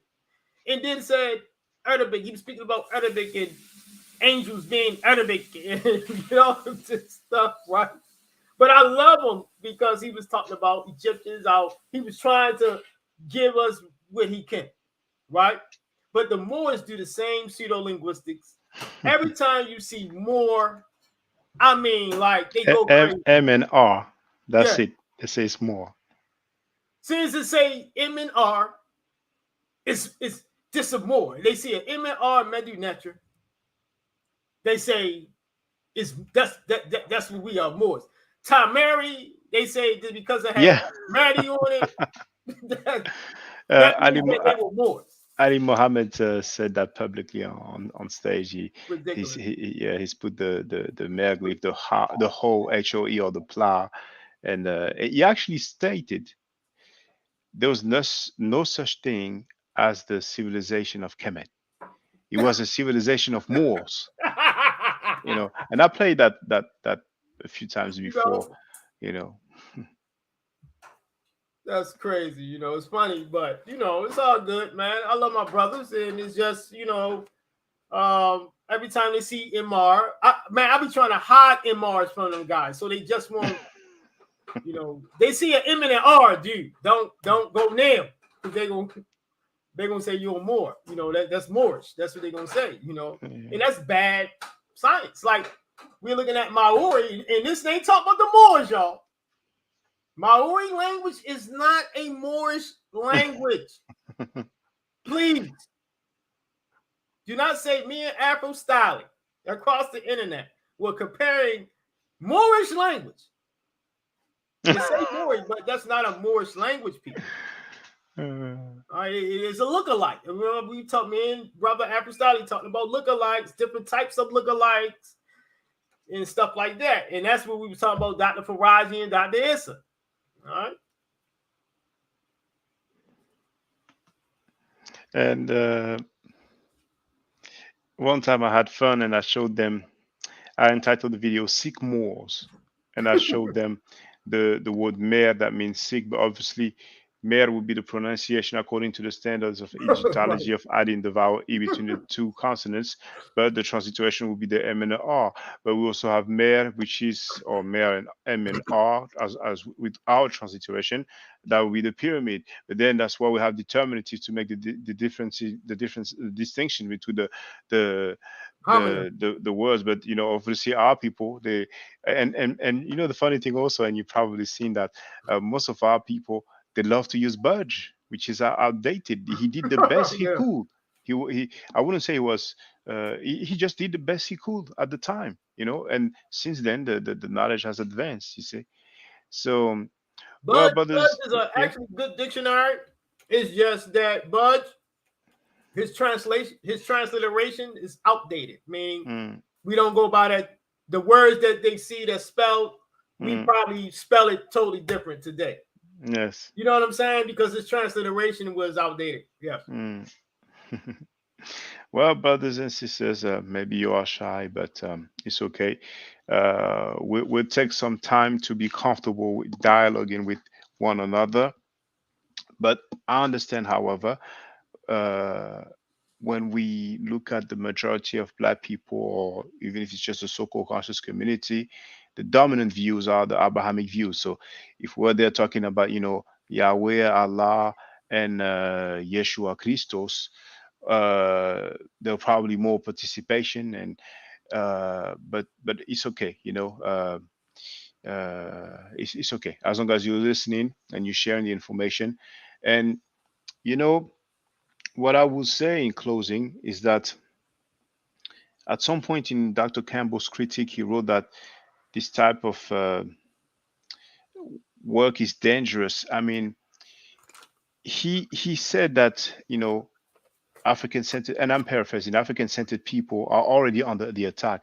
So Yes. we don't need to give them more grounds for them to attack us. Basically, he's not he doesn't want us to look bad. You Yes. see, you see, Dr. Shekon Diop and Dr. Teofado Benga, they look good when they face all those scholars in the Cairo Symposium in 1974. They were well prepared, you see, and that's what we have to do. We don't want to just come and appear pseudo and be brushed away, brushed off like that, you know. And some of us, what we like to do, as long as it's a black person making the claim, we want to support that person out of color solidarity, but in the long run that would not help us. So we can deal with different scientific field, you know. We can be competent, we can be articulate in certain areas, Correct. and that will be a benefit to our people worldwide. But if we allow the pseudos to teach our people, Mm, well, it's like the blind leading the blind, you know. mm, So when we have qualified people, you know, why go and deal with the pseudos? You know, mm. we are lucky really to have people like that who took the time and the effort to earn those degrees, those titles, or to study and be proficient in those different areas. So those people, they can pass the test of time. They can engage other scholars, they can really defend our ideas in a proper manner. Correct. But other people, they will say stuff that make you feel good, that sound good, you know. You I always mean, do.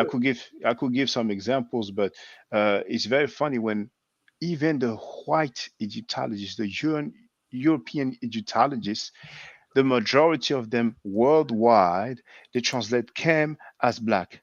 But Correct. we have two brothers who say, no, no, no, it doesn't stand for black. And now those two brothers are right over all the Egyptologists in the world. That's I mean, we have to get real. ridiculous, man. We have to get real. So, Brother Nezneb, I will let you make your closing remarks. Thanks, Apple Styly, for allowing me to come on the show. Support Apple Styly. Support My Art Forever. Donate to My Art Forever.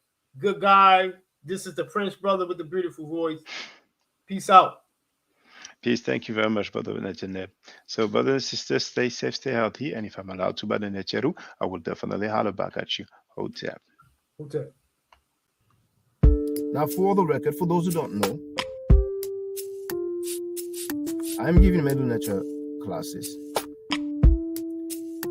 And here, that's the flyer. Okay? So, those who are interested, feel free to holler at me. If you're not interested, it's cool. But I recommend that everybody who has not yet seen the video Kemet and Ma'at before Judaism, Christianity, and Islam, then watch it. It has about 300,000 views and really deserves to have a lot more. I just want to let everyone know who's listening in now and who's going to listen to this stream in the future. I just had my first Meta Nature class by Brother Shaka today, and I've had other Meta Nature lessons by other teachers, and I can tell you right now, the brother is the best in the game. He is that was one of the best classes I've ever had, ever. So if you're interested in learning the Meta Nature, if you're interested in getting the basics of it, Brother Shaka is an awesome teacher. Get with him, and it's extremely affordable. This brother is giving us his time and his skills, and he's basically giving it away. I mean, I just consider it a donation. You know what I'm saying? So if anybody's interested in learning the Meta Nature, get with this brother right here. He's an awesome, awesome, awesome teacher. And I'll end with that. Hotep Senu, Hena Senut. This is Julie, also known as Servant of Yah, and I'm currently taking the Medu Neture classes with Brother Shaka, and it has been an amazing experience. Only 2 lessons so far, and I feel like I've been taking the classes for months, just with the how in depth he goes into the vocabulary words, the construction of the language, the grammar. It's been immeasurable, the experience. And one thing that comes across, hands down, is his extreme passion for teaching this to anyone who is willing to learn and has an interest in learning. So I highly suggest, if you are interested, even a minimal interest, that you subscribe to the classes with Brother Shaka. It's such a nominal amount for how much you get. I know, like, our last class was over 2.5 hours. It felt like 2 minutes, but because that's how involved you are in what he's teaching and how he teaches and how compassionate he is about what he teaches. Also with sharing materials free of charge, no question, no doubt. It's just what he does. He doesn't have to, but he does. And so I just wanted to give a short testimonial about the class and the effectiveness of the class. And all of that is attested to how studied Brother Shaka is. So I highly recommend anyone with a minimal interest that you do sign up for the Medu Neture class. Hotep. Don't forget to subscribe to my channel, which is Ma'at Forever. Don't forget to watch the video entitled Kemet and Ma'at. Don't forget to share Kemet and Ma'at on my channel on Twitter, Facebook, Instagram, WhatsApp, or other social media that you use. Email, text messages, you name it. Those who wish to donate can do so on paypal.me/ma'atforever.